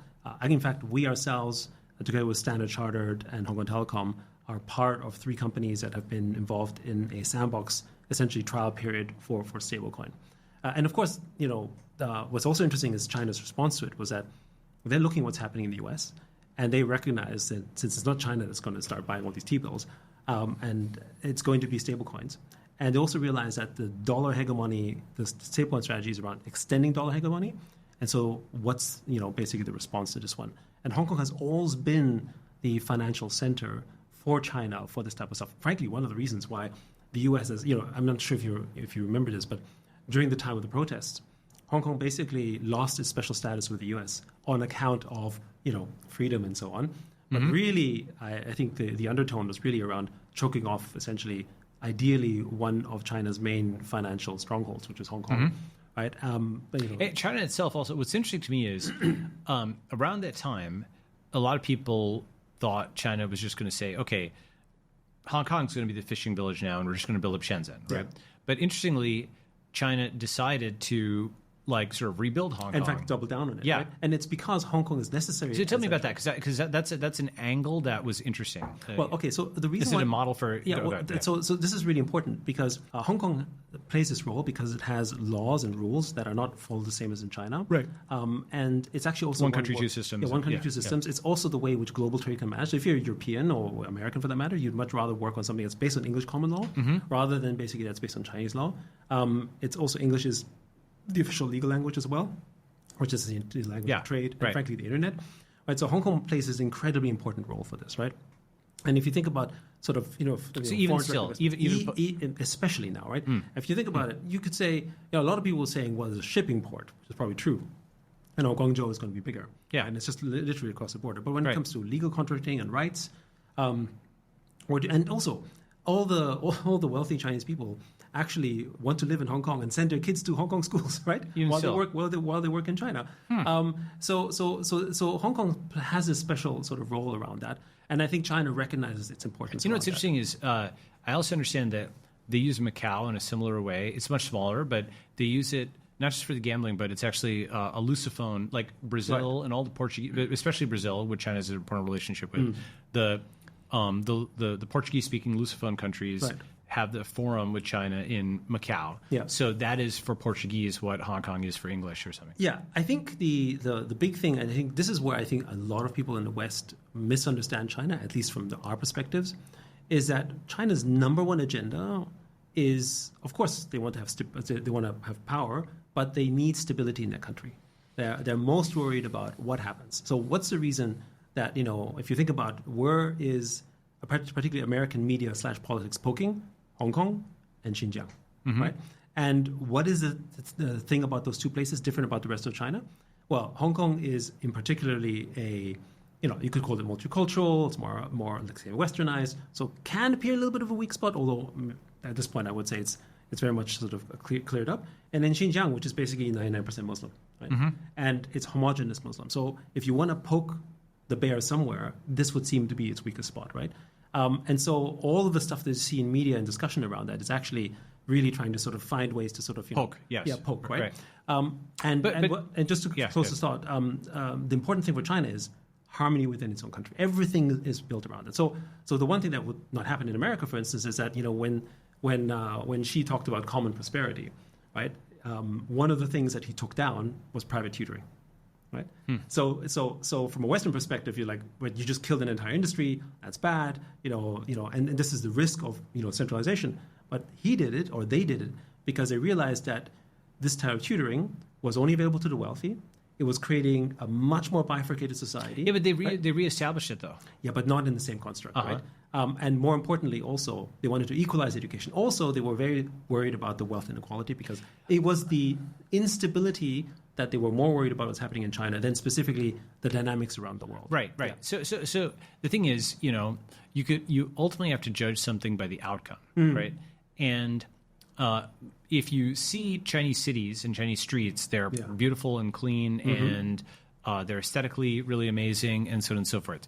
So there's obviously some huge success there for a billion people. There are manufacturing powers. Sure. Other countries that complain about overproduction, you can't it's something where they're making it too fast and too cheap or whatever. It's like you have to get good, right? So there's a lot of things that China's done where you just have to respect it, and you have to look at all the graphs and so on. I would say that my view is China might be good for the most, but the internet is good for the best.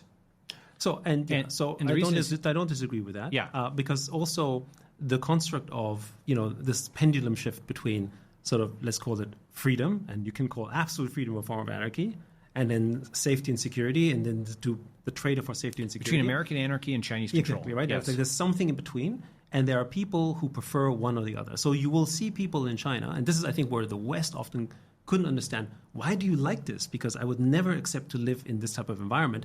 But the safety and stability of not having to worry about possibly getting shot in the street, exactly, or that kind of stuff, of right? course. And the fact that, yes, there is much more surveillance, but at the same time, you have much more security, right? And some people say, look, I want surveillance, but I don't want it quite that way, so maybe Hong Kong is a better compromise, or some other place, whatever that So there'll be lots of things that are intermediate compromises. Exactly. Yeah. So, but there is a pendulum. You can't have this idea that you have complete, absolute safety without the fact that you have also high degree of surveillance and control. Yes, that's right. Well, so I think the question is, you're absolutely right that those are 2 points extremely along the spectrum. And I think you're also right that many Democrats are going to opt for Chinese control.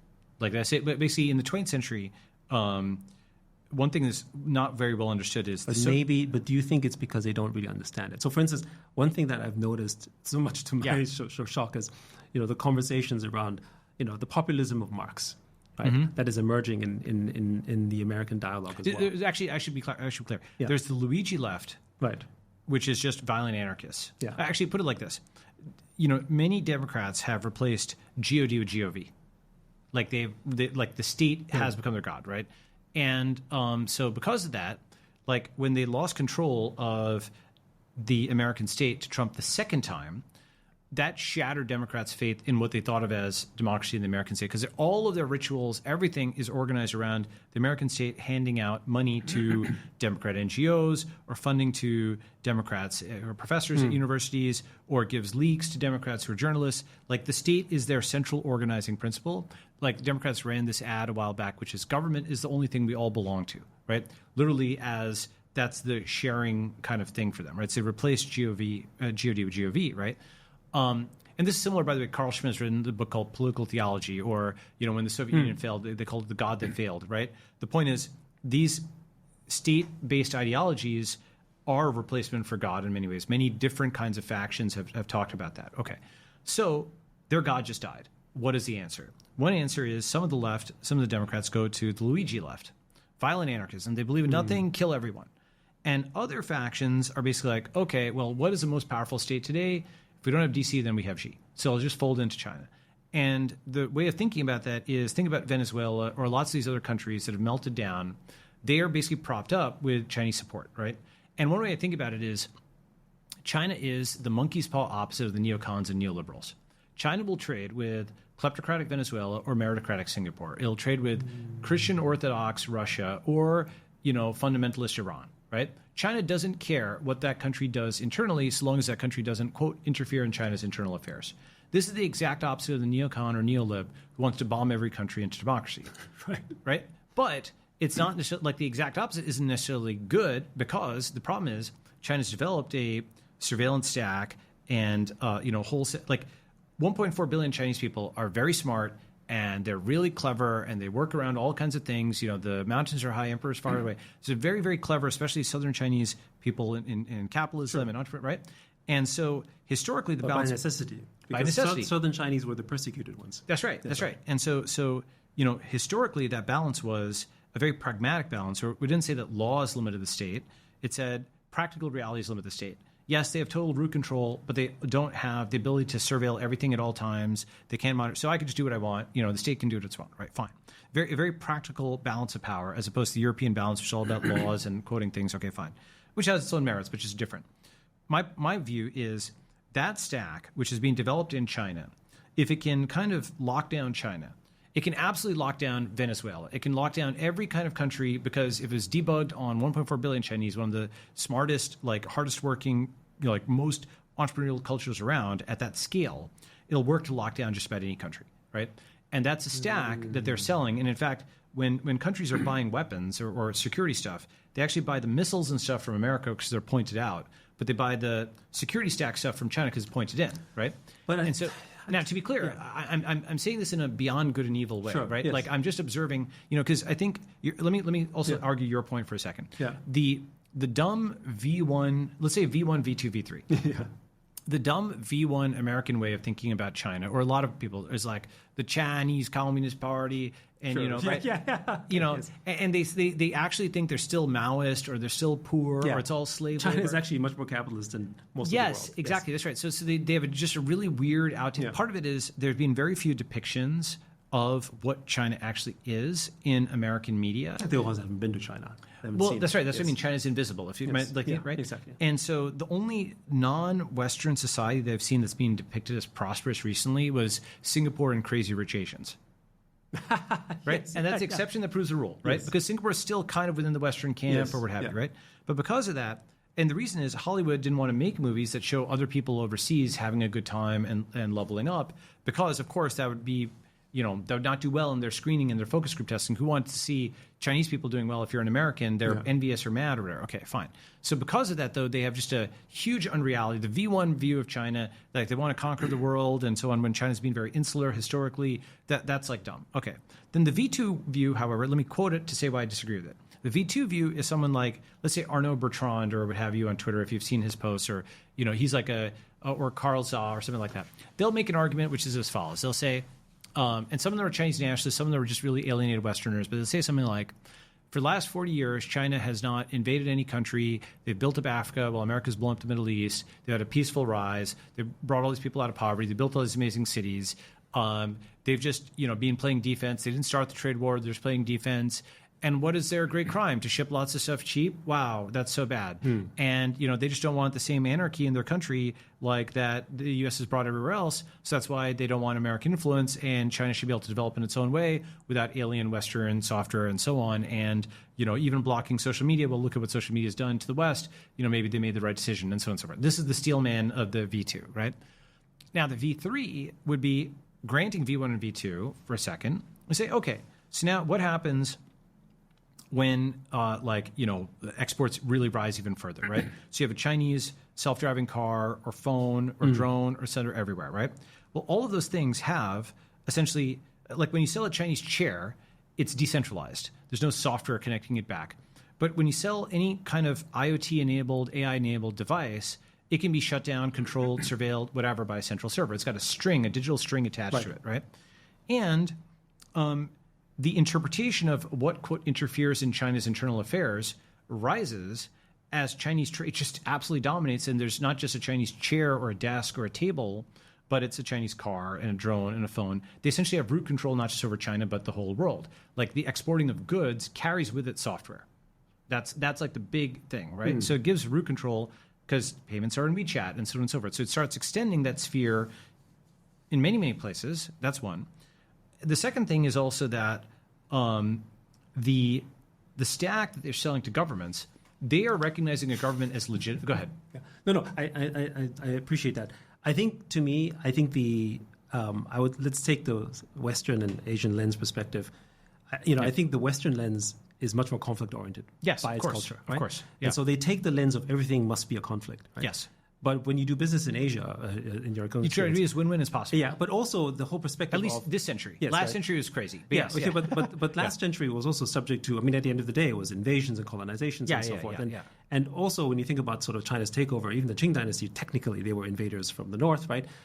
There is a root culture, I would say, in Asian culture and very Chinese culture, which, I hesitate to say it's peaceful, but it's about order, maybe is the right yes, word. order, right? that's right. Right? And so the whole Confucian sort of values system that basically generations follow, and there's something deeply embedded. Absolutely. Which when you think about the history of Europe, which in a way it was European colonizers that came to America, their history was much more violent by necessity, right? Because you had the Taiping Rebellion. You had a lot of crazy wars. You had Warlord era. You had all kinds of things happening. Yes, in but China. the Taiping Rebellion, that also was initiated in by many ways. Christianity. Yes, exactly. by external forces Sure, coming in, sure, right? sure. So, and of course, China had the sort of basically Three Kingdom Wars and that kind of stuff. Right. So China went through those absolutely debilitating wars much earlier. And as a result, this fear of disharmony and this fear of rebellion was absolutely embedded in its root culture, which I think took different shape in the West. But as a result, and I think this is the pro and the con, is this confrontational culture also allows you to do business in a confrontational way and yet not take it as personal. Yes. Which here, for instance, in Asia, if you're confrontational in business, you're actually personal as well, right? Yeah. The whole face thing, right? Right. So there are dimensions that are different that are deeply embedded culturally. And this is, by the way, also why I think the Chinese way works going within into America, China. Yeah, but I don't know that it exports super well right. to America because you can't. I think it's very difficult to sort of remove a cultural DNA. I mean, Mao has tried it with the Cultural Revolution, and he has completely failed. Yes, and fortunately, he did it in China. Fortunately, right? Yeah. Yeah. Well, so to that point, the way I kind of think about that is many great civilizations have a deep culture thing which they actually take seriously. So for America, everybody unironically believes in freedom. Other countries think they think it's fake or they roll their eyes, they check out, but Americans unironically believe in freedom. Absolutely, yes. And the Chinese, I think, unironically believe in harmony. Yes. So for a certain kind of American, and it passes down family to family. That's right. Exactly. So for a certain kind of American, they would say, "Oh, harmony. Oh, everyone's all brainwashed and so." And no, the Chinese actually mean harmony, like people actually cooperating, singing in unison, working together. And there's that game. There's a collective spirit which can be viewed negatively and positively. Yes, exactly. That's right. So now the downside of it is everybody's working together in the wrong direction, lemmings off a cliff or whatever. Right. The good side of it is the whole thing comes together and you can build this giant. And country, I would argue the Chinese antidote has been education. Interesting. Go ahead. So how maybe people used to have this parallel around India and China back in the 60s and 70s. And then especially with the Cultural Revolution, everyone basically thought of China being set back. But if you look at the economic charts, even during the Cultural Revolution and with Mao's purges and so on, China continued to rise in terms of economics. It wasn't that the miracle of China just happened in the Deng Xiaoping came in and just happened in the 70s. Woo, what happened? It was already, the underpinning was there because Chinese were more educated en masse than India as a parallel. Well, India has always been a more elite-focused country. Correct, right? and also the caste system, as well as the fact that India was much more fragmented in terms of languages, whereas in China, frankly speaking, it's predominantly Han Chinese. I think. Go ahead, finish your second. But the main differentiator between the two was that one was broadly getting more and more educated and was already starting at a higher educated level, which meant that the balance of power may appear to be not as sort of brainwashed and as, hey, let's all go this direction because we're all just lemmings, because actually Chinese people don't operate this way because of their education. And so you'll find... during the Cultural Revolution and during the Great... for 30 years, they did have a bad... it was purges and stuff like this, and elites got killed. Yeah. But you had a lot of the education levels didn't decline as a result, right? Well, so literacy has always been. Finish what you're saying. So literacy continued to increase, and if you look at the charts, which I don't have on hand, you'll notice that Chinese literacy and education continued to rise even during the Cultural Revolution, which is interesting. Yeah. So first of all, the thing is, my view is there's many things. Unless you understand what China does really well, you can't. So, and I think so. I would probably argue with you more about I really do think Deng Xiaoping taking over from Mao was a discontinuous event. Of course. And throwing the gang of four in jail. It's exactly. Right. Exactly. Yeah. So I don't think China, Mao's successor was Hua Guofeng. I'm probably mispronouncing that, right? And he was basically like a communist and whatever, like a real communist. And Deng, he was purged 3 times because he was a capitalist roader and wanted to take it to the right. But leaving that aside for now, on the India point, my view is China I've said this before, but basically China plays perhaps the world's best home game, but India plays a very strong away game, right? So Indians abroad do well because all of that complexity and diversity and language stuff at home means that they're more comfortable, quickly getting the lay of the land. Okay, so this is this and this is that, right? And so they're a very complementary set of skills where, so in some ways, Chinese are the new Germans and Indians are like the new Israelis or the new Jewish community, right? Like that's one macro way of thinking about it. Let me give the analogy. Although the Chinese diaspora isn't doing too badly either. Of course, they're doing well. That's right. And India at home is rising. Exactly. But it's like India is like a 10 abroad and like a 7 at home, and China is like a 10 at home and like a 7 abroad, very roughly, something like that, right? But it was reversed before. Oh, was it? Go ahead. The reason why is that a lot of the growth that also happened in China was what we describe as sea turtles. Yeah, the ones coming back to China. Coming back to China, yes, right? That's right. And that's actually also a very strong indicator about where a country is going when people are coming back, right? Yes. Well, by the way, that's also why we're so bullish on places like Saudi Arabia.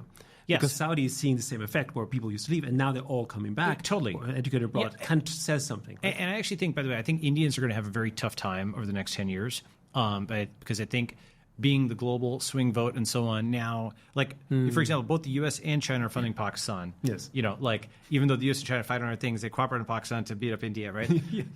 And, like, basically being in both BRICS, but also in the Quad, like, India's had it both ways.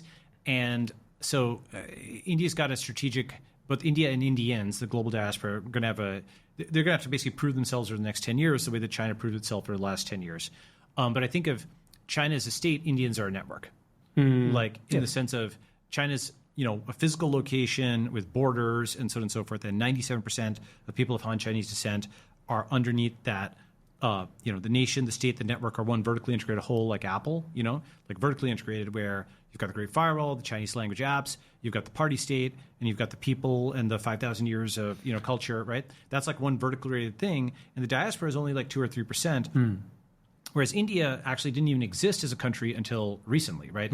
India is actually more like the EU, where like the difference between a Tamil and a Gujarati is as big as the difference between a Spaniard and a Finn, right?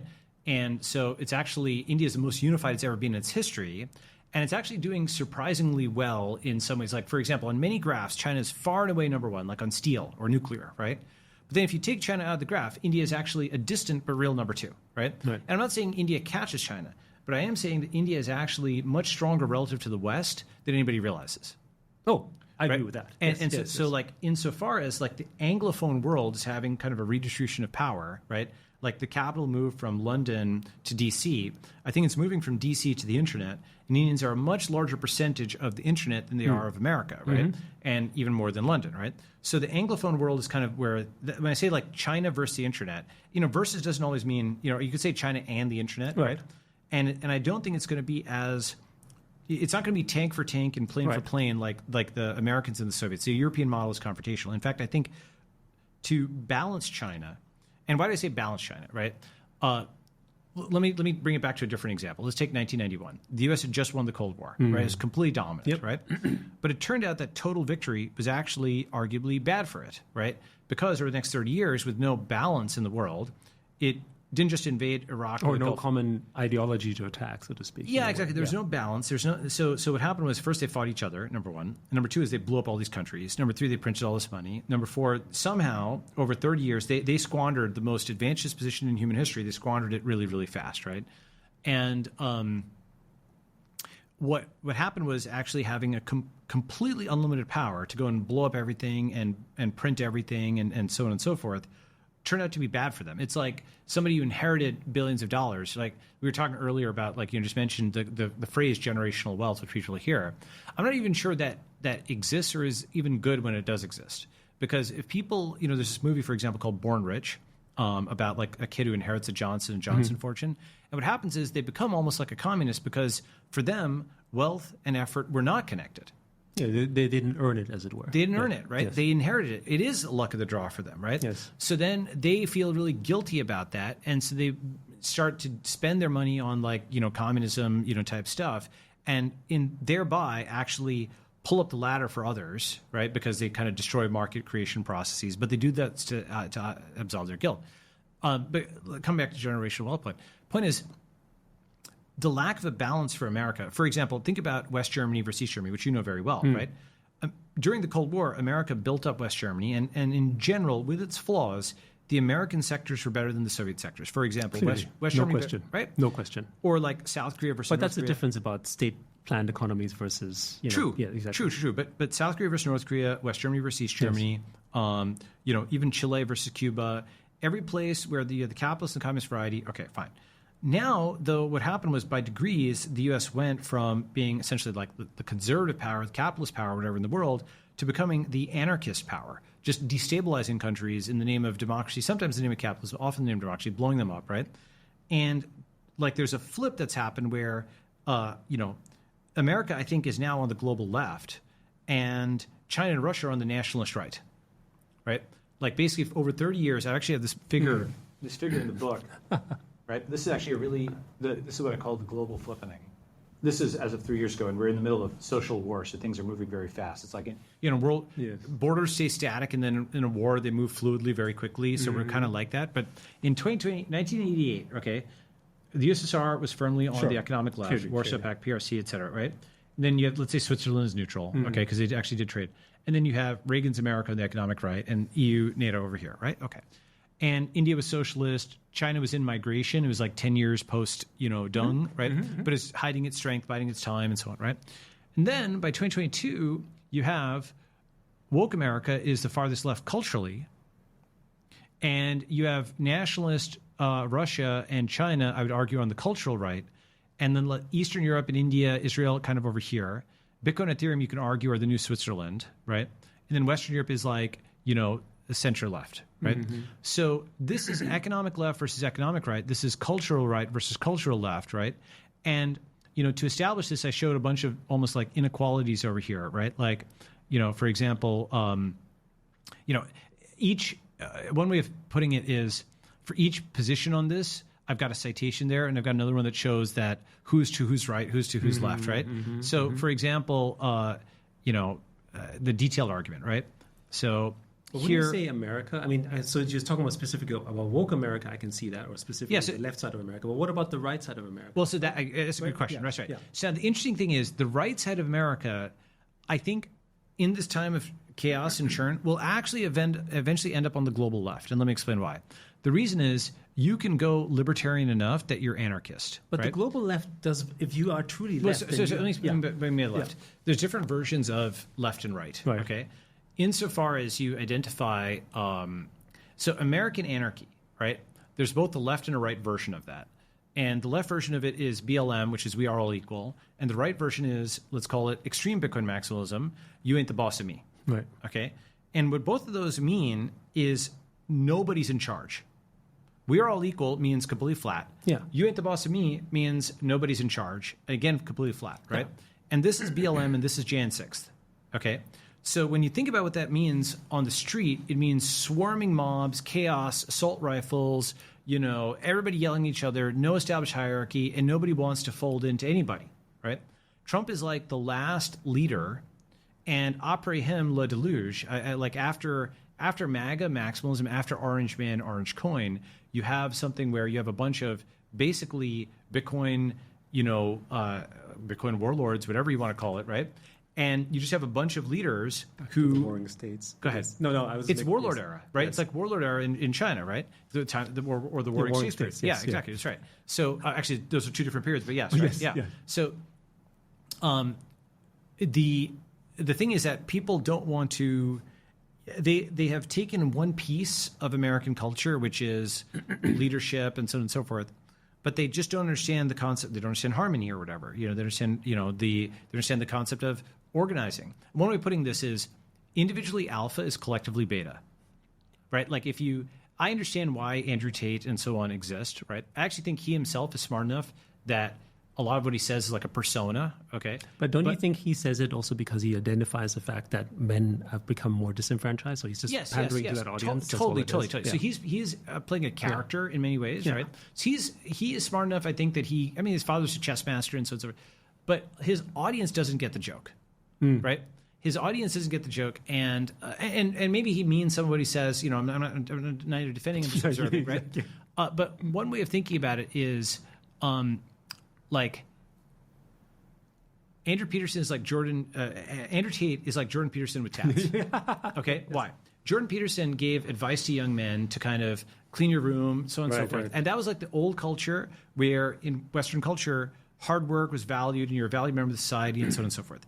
And then lots of young men found that just didn't work, and they were just basically they're being a nice guy they were taken advantage of. Right. So they went to the Andrew Tate-ish, all tats and like FU, guttural, the most, insane form of ultra masculinity out there, right? The problem is that being alpha in this way, individually alpha is collectively beta, because that means those men can't cooperate, right? By contrast, the quote more beta men who are, let's say, working on a ship in China or in Asia or something like that, they're actually collectively alpha because they can build strength together, right? Say beta, by the way. I'm not trying to say the stereotype of like Chinese Indian men being beta, but I'm saying the cooperative, like the problem is male cooperation is characterized as beta in the West, right? And I understand how it got there, but it's bad because now you have women, men, everybody's fighting each other on different axes. Nobody's in charge. This is what I mean by American anarchy. Like, for example, with Bitcoin maximalism, there's this idea. Go ahead. Yeah, but would you call American? So what you might describe as, I guess, American anarchy? I mean, more positively, isn't that American individuality and exceptionalism? Well, they will use in the same way that you had communism in the mid 20th century, and it had all kinds of nice words on it. Right. But the substance of it was just a disorganized, like a terrible society, right? Actually, I should say it was the presence of a malevolent state, right? American anarchy is the malign absence of a functional state. So like, as every institution melts down, like the FBI melts down, like Delaware melts down, right? Delaware, everybody's gotten out. California melts down to the point that Elon's gotten out. You have, every single day you see another fight where it's like, I don't know, there's a DOD thing. Yeah, but some general is fired right away. Yeah, and I guess it's, and you could also argue around all the conspiracy theories that are being sort of put forward as well, and people listening to them, believing them, and all that stuff. I get that, right? This is the end of the Soviet Union. Basically, at the end of the Soviet Union, once they stopped believing in communism, they believed in anything. But I would say that there's one route that I do appreciate, and hopefully you can disagree on that, is I do think the one thing that makes America different amongst almost any other country is this idea that on individuality and the celebration of that individual, which causes this anarchy and causes this thing. Because you saw it over COVID with the mask. It's like, it's my right. I got to do it. Whereas in China or in Japan, it's like, well, we all got to do it because it's for the collective good, so to speak. But I would also say, and this goes down more, I guess, more deeply rooted in maybe my perspective on, I think humans are generally tuned more for good than for bad. As in, we care about our societies. Maybe we don't care about all of America. Maybe we care about red America more than blue America or MAGA, whatever. However, we're still something that we want to attach ourselves to. And there's a common thread that eventually we will agree to because we want to be, as social creatures, want to be attached to society rather than to be something where we're truly just individual beasts, as it were, right? Yeah. And in some cases, that's reinforced by education and the state. So, like China is an example of that and one side of the extreme, which is very different from something like North Korea, where it's basically just like literally whipped into you. And of course. Right? So forget that. I think what you're describing to me is what, back in days of the 16th, 17th century, there were many constructs of how society should operate, and you had sort of the Hobbesian view, right? Which is basically talking about how, men are generally selfish and bad and evil, and therefore we need state control to put it together and control it because it's going to be chaotic. Versus, I think the one construct that maybe most of us more in the West agree, the Lockean perspective, which is that, we have some elements that are selfish and some elements are problematic, but by and large, most people want to be helpful and kind and supportive, and we need to, be involved in a way where we support that construct, but not basically sort of, control it, as it were, right? And I think just to close that thought, when we talk about a future of decentralization, we're talking about a future where through code and what you describe as a network state and so on expands on, wouldn't we be able to say that we can then actually celebrate individuality much more so, but in a construct of common rules and code, or laws, as it were, that we can agree on, and do good things because we prefer to do good things rather than necessarily sort of really just fight each other all the time? So here's my view. My view is there's absolutely, capitalism versus communism is not interesting in the sense of, even the communists are capitalists, right?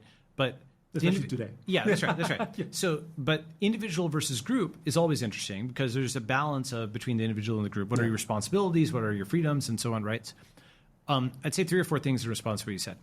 First is, I think for you and me and for people in tech and so on, when we talk about individual liberty or freedom or something like that, we are also balancing that implicitly with responsibility. That say, you're not going to go and curse and yell in public. You're not going to be drunk in public. There's this degree of like an onboard governor there where it is ordered liberty, right? Like because you take care of yourself, then you can have more freedom, right? The problem is that there is a low IQ version of I can do whatever I want. You can't tell me what to do. F you. It's a free country, blah, blah. Or like, we are all equal, burn everything down. There's like really insane versions of this that do not have any onboard controller, right? That do not have self-governance, that manifests in drug addiction or like extreme levels of obesity or, out of wedlock births or, like setting fires, riots, setting Waymos on fire, or just generally being disordered, even on X and like yelling for people to die. And so that is a symptom of, the problem is we have a language to describe an excess of centralized control, right? In the Anglophone world, because that's communism, that's fascism. We don't have a language to describe the other extreme, which is anarchy, right? Or, there's the word anarchy, but it's something where actually, in a sense, what is the Western left constantly afraid of? Fascism, fascism, fascism. What is the Western right afraid of? Communism, communism, communism, right? And so they will push so far away from centralization that they'll go to the anarchistic form of decentralization where there's anarcho-communism, anarcho-capitalism. And of the two, I'll take anarcho-capitalism because at least there's like some order, but it's like Mad Max, right? And I can show you, like, and when I say that, by the way, I know it might sound, No, it's fascinating just because it's interesting. It's just that I think that there's a failure mode the other way is what I'm saying, right. And it's moving in that failure mode. And let me just show you some visuals because I've got visuals in my head that I want to show you what I mean when I say this, right? So sure. Okay, I've been to the streets of San Francisco. I get it. That's right. So, like for example, but I think of San Francisco more as a state as a place that's breaking down, where social cohesion again. Well, but let me show you what it's actually at. This is the level that it's at. Okay, so here's a video in San Francisco. This is like basically a year ago. And it's not just this giant mob, all stolen cars running in circles. And then here, watch this. They're setting them on fire. Okay, this is just straight up Black Mirror, Mad Max in the real world. See, Black Mirror is about like a dystopian future, and all the sci-fi stuff presupposes that the future is bad, but the present was okay, right? And here it's actually the reverse. It's the present that's bad, and look at this. These are just like animals, basically, right? They have. And none of them are arrested. The police lighting cars on fire. Obviously, that can lead to. The reason fire is bad is it spreads, right? So look at this. These no morals, no ethics, and no God. Where is this, by the way? This is not like some random location. This is in front of the ferry building, right? This is not like some place that's known to be a hellhole. This is happening in one of the most expensive places in SF, right? And the police doing absolutely nothing is like a signal that the immune system of society doesn't work. And let me show you another one. Ready? Yeah. Here's another one. Here is.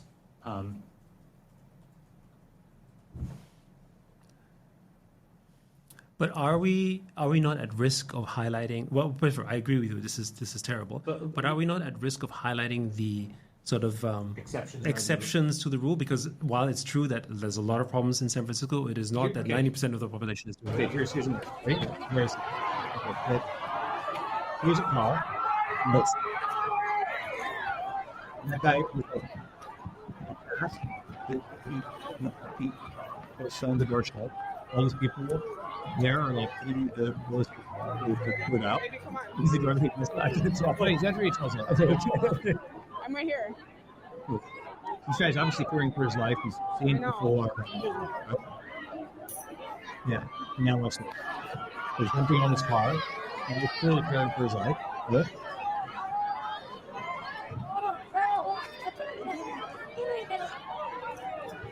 So look. Wait. Watch what happens. Watch what happens. This is a large mob of people. This is hundreds of people, right? So, watch.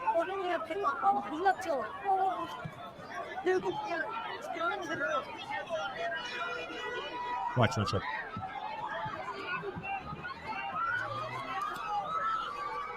She manages. Let's see. They're no, watch this. They start. This is the fasting. Okay, this is World War Z. This is 28 days later. Yes. The fast zombies are running after him. Look at this beautiful building and this well-landscaped, manicured thing, right? That was the old civilization that built that. And this is the new anti-civilization that has risen. And you see the mopeds coming. That is street Mad Max. Okay? Yeah, do you know what city this is in? Yeah. No. This is like Minneapolis. This kind of thing is happening all over America. It's not even like, look, did this guy do anything? He didn't do anything. He was, I don't even know, he was really talented. These are insane people. And there's a lot of them. Enough to take over the street, have no police. It can happen anywhere in America. I wonder if that's why they have more rape people, like, here as experienced what happened with the Winters. I don't know. This is the first time we're doing this, but that's the point. Because this is not exceptional anymore. This is something that happens so much. And where's right? the police, I guess? Right? Where's the police? They've been abolished, defunded. Remember that, like, you know, one of the things that took me a long time, again, this is obvious, but it's just the level of property, the billions, trillions, whatever, in property that the police force protects in a city is, like, their pay is a tiny fraction of what that is worth, right? So obviously they have to do it for the honor, for the sake of protecting their community, for the praise of their community. You know, women love a man in uniform. You know, it's supposed to be something where people are like, you know, thank you for your service for the military, but also for, like, having that respect is actually a big part of what they deserve, because it's a dangerous and difficult job. And the whole insane abolish the police, defund the police kind of thing took away a lot of that status, and the police were suddenly characterizing people as the bad guys. So a lot of the guys who were good guys left, and others just like were like, you know what, take care of yourself, you know, right? So that's like, if they're not going to be praised for stopping bad guys, let the bad guy, you know, go take care of yourself, idiots. You know, that's how a lot of policemen feel, right? And so, I mean, the tragic thing would be that, and I guess I try to be hopeful here. But the tragic thing would be that if you give up on a place, right, and then you leave, that is the decline of the state for sure. True, right? but America was founded by people who gave up on a place and left. Right. In the 1600s, the Puritans gave up on England and left. The Cavaliers gave up on England and left. 1848, Revolution's 1848, the German Americans gave up on Germany and left. Did the Irish Americans, did they betray Ireland? There's more Irish people outside Ireland than there were there. Absolutely, right? yes. Yeah, definitely. So like every major group that came to the U.S. basically essentially made the decision that their home country had too many problems. And later, obviously, Jewish people during the Holocaust, Iranians after the Iranian Revolution, Korean people after the Korean War, Vietnamese people after the Vietnam War, like Indians to escape socialism, Chinese people, you know, during Maoism. Every major group, you know, came to America because there was something busted, destroyed, wrecked, ruined in their home country, or they just couldn't fix it in time, practically. Because not everybody can be like, okay, I'm going to ascend to becoming president and so on, right? Yeah. The best decision for them was to vote with their feet and leave, right? Yeah. And now I think another piece of this actually. Go. You say something. I was going to. No. I mean, I think the point I was trying to make is that as long as there's going to be people in the space that want to make it work, right? There is something worth fighting for. And so my sense is that America is worth fighting for. I'm not American, just to be clear, right? But I think there is something that there's something to lose that is more precious than just your own. The values are worth fighting for. Yes. Absolutely. Yeah. But there's meaning.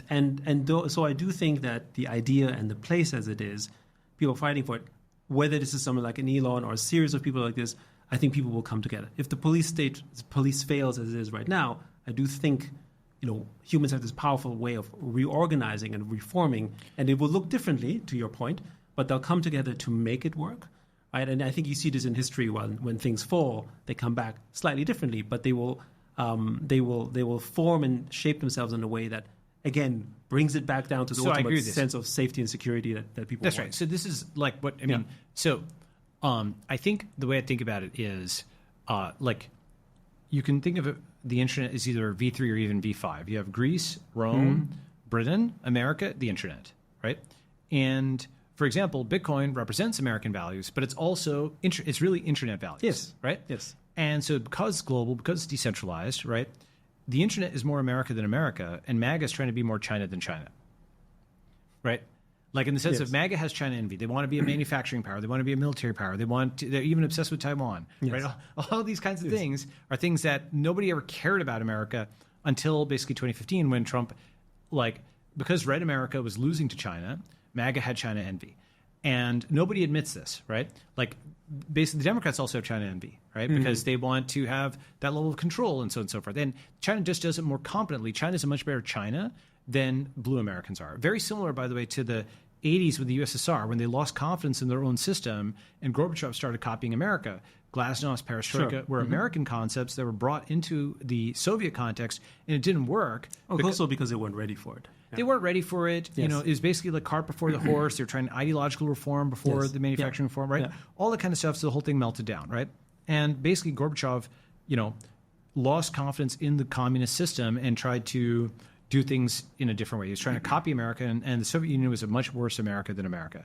Later, now Putin has rebooted the whole thing as a Russian nationalist project. That took 30 years, and it's more successful than it was in the 90s. Maybe it's going to win this war in Ukraine. Who the heck knows? It's going on for years and years and years. Okay, so, or he loses, or it's some crazy stalemate that's been going on for way longer than anybody expected. Fine. So, I think that in trying to China will always be a better China than MAGA, right? Sure. And because China is, Of course. it's just comfortable in its own skin. All this stuff like industrial policy that MAGA is trying to do. It's also got decades and decades of build-up and experiences. You can't just replicate that overnight. Yeah, exactly. But they want to replicate. Go ahead. Sorry. But there is one, of course, thing that is different is around applications of AI. Right? Sure, but even go ahead. Say And the reason why I think it was interesting is I do think that in the way that AI is forming and developing in China under more of a state control environment because of safety and security and so on, is going to have a different flavor than it has in America. And I do think that it's physical world. Yeah, sorry. Yeah. And also I think in America the application of individual AI will form differently than it will in China for that reason. Right? Both of them will have their own forms of it. And maybe, is the application of AI and by extension crypto and tokenization of that type of stuff not going to be perhaps that answer in terms of helping sort of reshape society, right? Because I feel like, to your point about it's difficult for someone to compete, but, in the classic labor construct.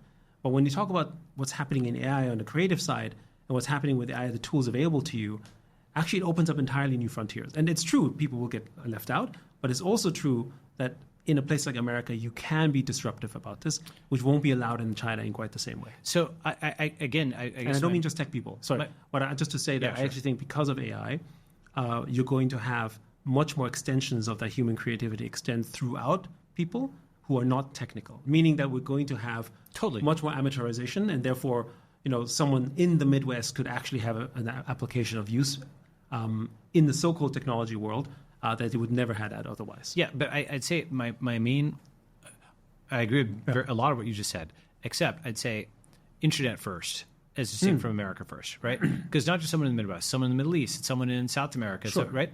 And only 4% of the world is American. 96% is not American, right? But isn't actually America ultimately the physical manifestation of what you just described earlier in terms of the nation of immigrants, the people that came in? So I think the V3 will be network states, right? Like essentially the physical U.S. doesn't have a logic to it anymore because you've got people who are communists and nationalists and technologists and so on all living next to each other that don't share their values, right? Like basically it used to be, or the whole nation state concept was this implicit premise that if you live near somebody, you share their values, therefore you could agree on laws, and those laws would be enforced in a geographical way, right? Now, people can live in an apartment building and they completely disagree with each other on everything. They don't know each other. They're 30 feet away, one above or below or whatever. They wouldn't recognize each other on the street. They would like completely different content. And now with the internet, they have a completely different system of laws. One is on this blockchain, the other is on another blockchain, right? So the entire concept of law being enforced geographically resides implicitly on culture being uniform geographically. When that breaks and fractalizes as it is in America, you don't have that. Now, but China does have uniformity of culture and geography because they have the firewall. They kind of took the hit to do that vertical integration, right? Those digital borders that they've built, the Great Firewall, I think, especially in the age of drones, nobody can script something easily on China's territory because they have this, right? Like they have the ability to block. Basically, and this is the thing, like they kind of made this claim that if they can inspect physical packets coming across the border, they can inspect digital packets. Sure. And there's actually, again, I will still be on the side of the free internet, but to make the case for that, and I'll give the case for the free internet in a second, but to make the case for that concept of digital borders as opposed to censorship is an interesting way of thinking about it, since it's actually true in the age of robots and you don't want to allow someone to just connect and script a drone and blow something up like the Ukrainians did in Russia, right? Okay. So China's actually, they took the hit and they took the PR hit, and they actually have something where they have a communications layer and a social and cultural Korea layer, did right? something similar. Oh, really? Interesting. I Yeah. didn't know this. Yeah. So, I mean, notice how Google doesn't exist in Korea? Yeah, Naver. Exactly. Yeah. It's its own neighbor, and the way the map systems run. They didn't do it in quite the Chinese way, in the sense that you could still access Google in Korea, but all of the domestic ecosystems and frankly utilities and all that type of stuff really could only be accessed In Korea by Korean companies. Huh. So, for instance, Google Maps does not work in Korea. Oh, really? Yeah. So you have to use Naver or you have to Kakao Maps, right? And it's sort of a different level of protectionism, but Right. but as a result, Korea now has a very strong native industry Yes. that doesn't exist elsewhere in similar or actually larger sized countries, because it's essentially been digitally colonized. So Yes. So totally understand the perspective. So that's very exactly right. And I think India also has it has Reliance Jio, it has kind of its own things, Yes. and so it has some degree of sovereignty on that versus Yes. others, right? Yeah. So this concept of network versus state is actually like the capitalism, communism kind of thing of this century. It's centralization, decentralization, right? Because the network is capitalism, the state is communism. Or like when you actually say those are loaded terms. You understand what I mean, Yes, right? yes, exactly. The network is the individual, and the state is the collective. I think right? maybe you can summarize it as it's decentralization, but it's ultimately down to getting one layer lower into your property rights. Yeah, right? and as I think you were saying earlier, and I completely agree, there's many different valuable intermediates between these, right? Singapore and Dubai make different trade-offs, but they're both valuable places, and it's useful to visit them, right? And there could be 50 different kinds of network states, 1,000 different kinds of network states, each with 1 million people, that make different trade-offs between the individual and the collective. And where I come to is you preserve democracy, you preserve choice by allowing people to choose between these locations, right? You go from the two-party system to the 1,000-city system. And so you can pick, because actually one of the things that's happening in the U.S. is at the state level, they're becoming one-party states. California has been a one-party state for 15 years, right? Yeah. That's actually why they've got the $100 billion change in order. So California's a one-party state. In response, Florida is becoming a one-party Republican state, right? Yeah. And obviously China's a one-party state. So the actual choice is between states, not within them. But the So ultimate state, ultimately for all of them, in order to preserve the ability for the state to survive, they do need to have access to military of some sort. Okay, let me talk about this. All right, so my view on, I think Americans are, and I've shown previous graphs in different podcasts, but if you look at shipbuilding, China's 200x American shipbuilding. So on stat after stat, the current Secretary of Defense has said China's hypersonics that can sink all U.S. aircraft carriers. Our whole power projection platform is aircraft carriers and the ability to project power that way strategically around the globe. And yeah, we have a nuclear triad and all of that, but a big part of it. And if 15 hypersonic missiles can take out our 10 aircraft carriers in the first 20 minutes of a conflict, what does that look like? Former Secretary of the Navy has admitted one Chinese shipyard can build more than all U.S. shipyards combined. They have 13 shipyards. In some cases, their shipyard has more capacity. One shipyard has more capacity than all of our shipyards combined. CEO of Raytheon has said you can't decouple from China. So while we talk about pulling supply chain out of China, resourcing out of China, I would tell you it's very impractical. We've been de-risking for a couple of years, making sure that we have second sources for critical componentry. But unlike Russia, where we pulled out 2 weeks after the invasion last year, we shut down our factories, we pulled our people out, and we completely cut off any contact with our Russian customers. You can't do that with China. Too big, too important, and too necessary. There's a U.S. military study by an entity called Gavini that showed that the U.S. military is made in China, that like the Tomahawk, the JDAM, they go back to Chinese suppliers. So in many ways, the entire concept of the U.S. military being prepared to fight China is all completely fake. It's just basically something where it's like defense spending or what have you. It's like a defense budget thing, but in an actual fight, it's completely fake, right? The U.S. military cannot fight China, and so once that's actually priced in, then you actually realize, okay, the Chinese Drone Armada is the most powerful physical force in the world, right? And I'm describing something that doesn't fully exist yet, but it will, right? The Chinese Drone Armada, where the sky is blackened by this crazy kind of things, right? Against that, I think you can't fight it directly. The entire American model is wrong. You need something more like Gandhian nonviolence. You need the agility of the internet. You need to have decentralization. You need to have, essentially be everywhere and nowhere. You need a completely different strategy to balance the Chinese Drone Armada than the tank for tank, plane for plane model, which MAGA is still invested in and they're just wrong about. They just don't have the manufacturing oomph, and they certainly don't have the price competitiveness, right? So Gandhian nonviolence is, as that capital moves, from Greece to Rome to Britain to America to the internet, new cultures influence it, right?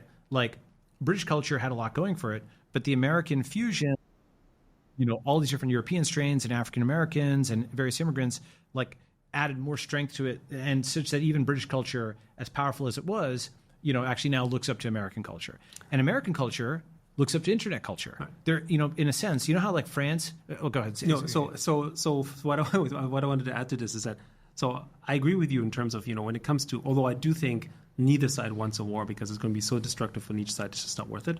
Because obviously there's going to be a lot of internal issues that develop from it, and when it comes to that, I think China will definitely have a much harder time weathering it than America. Internally, oh, you think so? I think so. Really? I think so. Yeah. Why? Because I think the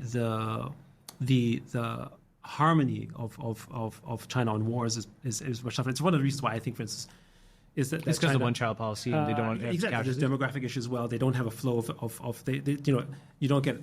It's just not that obvious for immigration to take place in China, right? Just for cultural reasons as well. It's also one of the reasons. They have visas in Hong Kong, though. Oh, no, they do. Yeah. Hong Kong is 8 million people. Right? So, sure. So it's one of the reasons why I know a lot of people in the U.S. are saying, "Oh, China is going to invade Taiwan. They're treating it like the next Ukraine." I vehemently disagree with that perspective, primarily because I don't think, first of all, Xi is not Putin. The two are entirely different, right? He's not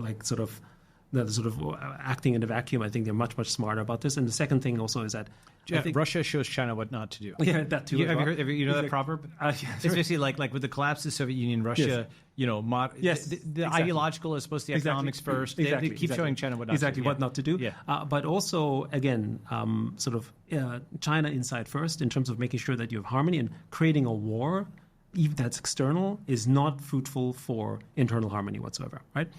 So I don't think China would be the initiator of a war regardless, and I think America doesn't want one. So I think that's one perspective. But the second one is really when I talk about the internet and you're going into yes, exactly. Sure. What I was trying to say is that we will still need some form of protection because we're still physical beings. Yes. At the end of the day, whether it's police or this or something like this, and I think the common bond will be the fact that we need to have some form of social cohesion and security. Totally. And we'll come together, whether this is government, network state, as you say, and I think enough of them will then share around those values and come together because of that. Absolutely agree with this. And that's why I think these cloud communities can have leaders that can materialize in the physical world. And now people are, once again, geographically and ideologically aligned. Right? And what I would say, I hear your point about America currently split and all that kind of stuff, but if there is one place today, and maybe the place will be somewhere else, although it's hard to imagine, if there's one place today that still, despite all the struggles internally, can still exist with this divide, it is still America in comparison to other places. China wouldn't survive something like this. Europe wouldn't survive something like this, right? I think America, it's struggling. Do not get me wrong. I agree with you completely. But if there's one country that has an ability to potentially deal with it, I do think it's America because of its history. So why are we? Well, so but I understand what you're saying. I think it's kind of like saying the sun will never set in the British Empire. But the British Empire, that used to be a saying, right? But and it was true for its history for hundreds of years. The sun never set in the British Empire, right? But the British Empire was not an idea.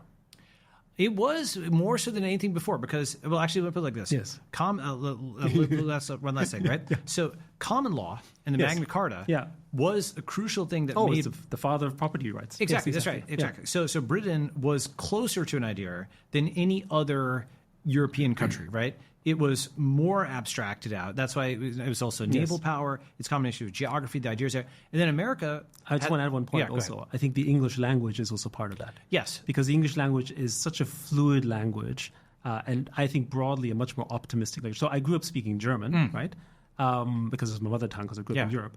And German is an incredibly precise language. You have this joke about unless you put the verb at the end of this entire sentence, the entire paragraph you just said makes no sense, right? Yeah. So it's partially true because of that precision, but it also makes for creative a nation of people more precise and frankly more sort of half glass,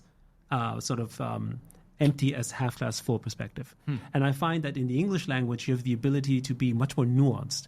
And you can be more, let's say, packaged, and maybe it's more political as well. And as a result, we can phrase things much more positively and optimistically than German, as an example. Yeah, it's I think it adds to that flavor. Yeah, I mean, people have. There's a Spanish writer who made this point. He's like, there's like a Latin and German version of every word. Right. So like, or like for you have there's chicken, but there's or like a beef, but there's mutton, and you have the short German word for something, and you have the longer Latin word for it. So there's a lot of variety, and you can mix these up. And regal is different from royal, that kind of stuff, right? Yeah. Anyway, so you're right, but so that's why I do think English is the language of the internet. Yes, and in a sense, this we call it interaction, balance, or whatever of this 21st century. Yeah.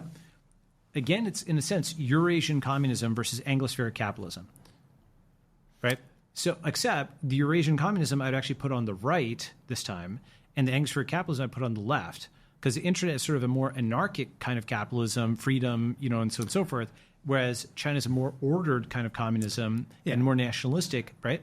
And so, it's almost like the world has these certain confirmations. And again, the capital moved from Moscow to Beijing of Eurasian communism, right? But it's still a land power fundamentally. Yes, what I'm kind of hearing is you're saying sort of just to back to the point about sort of the British Empire, is that the British Empire itself obviously is no longer what it used to be, clearly, but the ideas of the people in the British Empire, right, have basically migrated into America.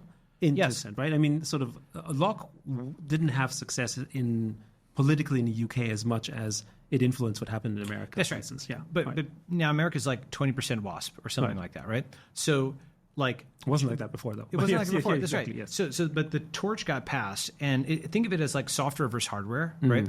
The software is the values, and the hardware is the people. And you can have, when the software and hardware are fully aligned, everything's great, right? But you can also have cultures pass on, just like algebra came from the Middle East or what have you, or zero came from India, or gunpowder from China. There's cultural things that can spread, right? Even independent of the people, and then vice versa, right? People can have totally different, their software can be wiped, and you can have North Koreans and South Koreans with totally different software on very similar hardware, so to speak, right? And the way I think about it is the Constitution came after English common law, that only scaled to America. But the blockchain scales to the internet. Yes. Right? Yes. So all the values of America, which I think we both value, free speech, free markets, privacy, rights, sovereignty, property rights, everything, yes. All of those are guaranteed by encryption and by the internet, not by American courts. Right? Like Delaware doesn't protect your property rights, but the blockchain does. Go ahead. But there is a consensus that comes from the agreement we have as a society. And I guess we probably both agree that the consensus of proof is enough rather than necessarily needing a state to enforce it, so to speak, right? Because if someone's... Well, that's Bitcoin. So the thing to your point about in the military, like Bitcoin has gotten to $1 trillion without violence, right? Yes. Has no armies, has no need of it. Yeah. But what if someone steals your Bitcoin? You still need someone to try to enforce to return it? Well, so the thing is that yes, but does it? And that's what I mean, right? But like, can you get it returned? I mean, Bitcoin theft is kind of irreversible, right? It's very difficult. Like if a Brazilian takes it from someone in Turkey, like for better or for worse, code is law, right? So you have, and of course you could instead store it not in BTC, but some other thing where there's a digital reset and there's a system administrator and centralized, and you could have USDC freeze it, reverse it, and so on. And those things have arisen because people do want that. Yes. But they also have a balance. It's like, here's the amount that's totally with me, but it can also be stolen. Here's the amount that's with a centralized custodian, and it can be reversed. But I don't think the police are really that helpful. They're like somewhat helpful, maybe at times if it's a really big theft and so on, but most of the time they're not helpful. So without a system of enforcement, I think, while most can be careful about it, it does create a scenario where people are going to be more, like for a certain subset. Again, it's not the majority, but a small subset sees opportunity. Yes, that's right. So that's why that's like like network versus state, right? Yes. This is like total network, but then some police are the total state. Yeah. And then if you go far enough this direction, they don't want crypto to exist at all, right? So that balance is, I think, this century. Exactly. And then we have to go to the pendulum shift. But why yes. don't we wrap for now? Exactly, Okay, good. yes. All right. Well, That's thank awesome. you so much. Boom. This is Great. a fascinating conversation. Okay, good. All right, good. See you soon. Thank Okay, you. all right.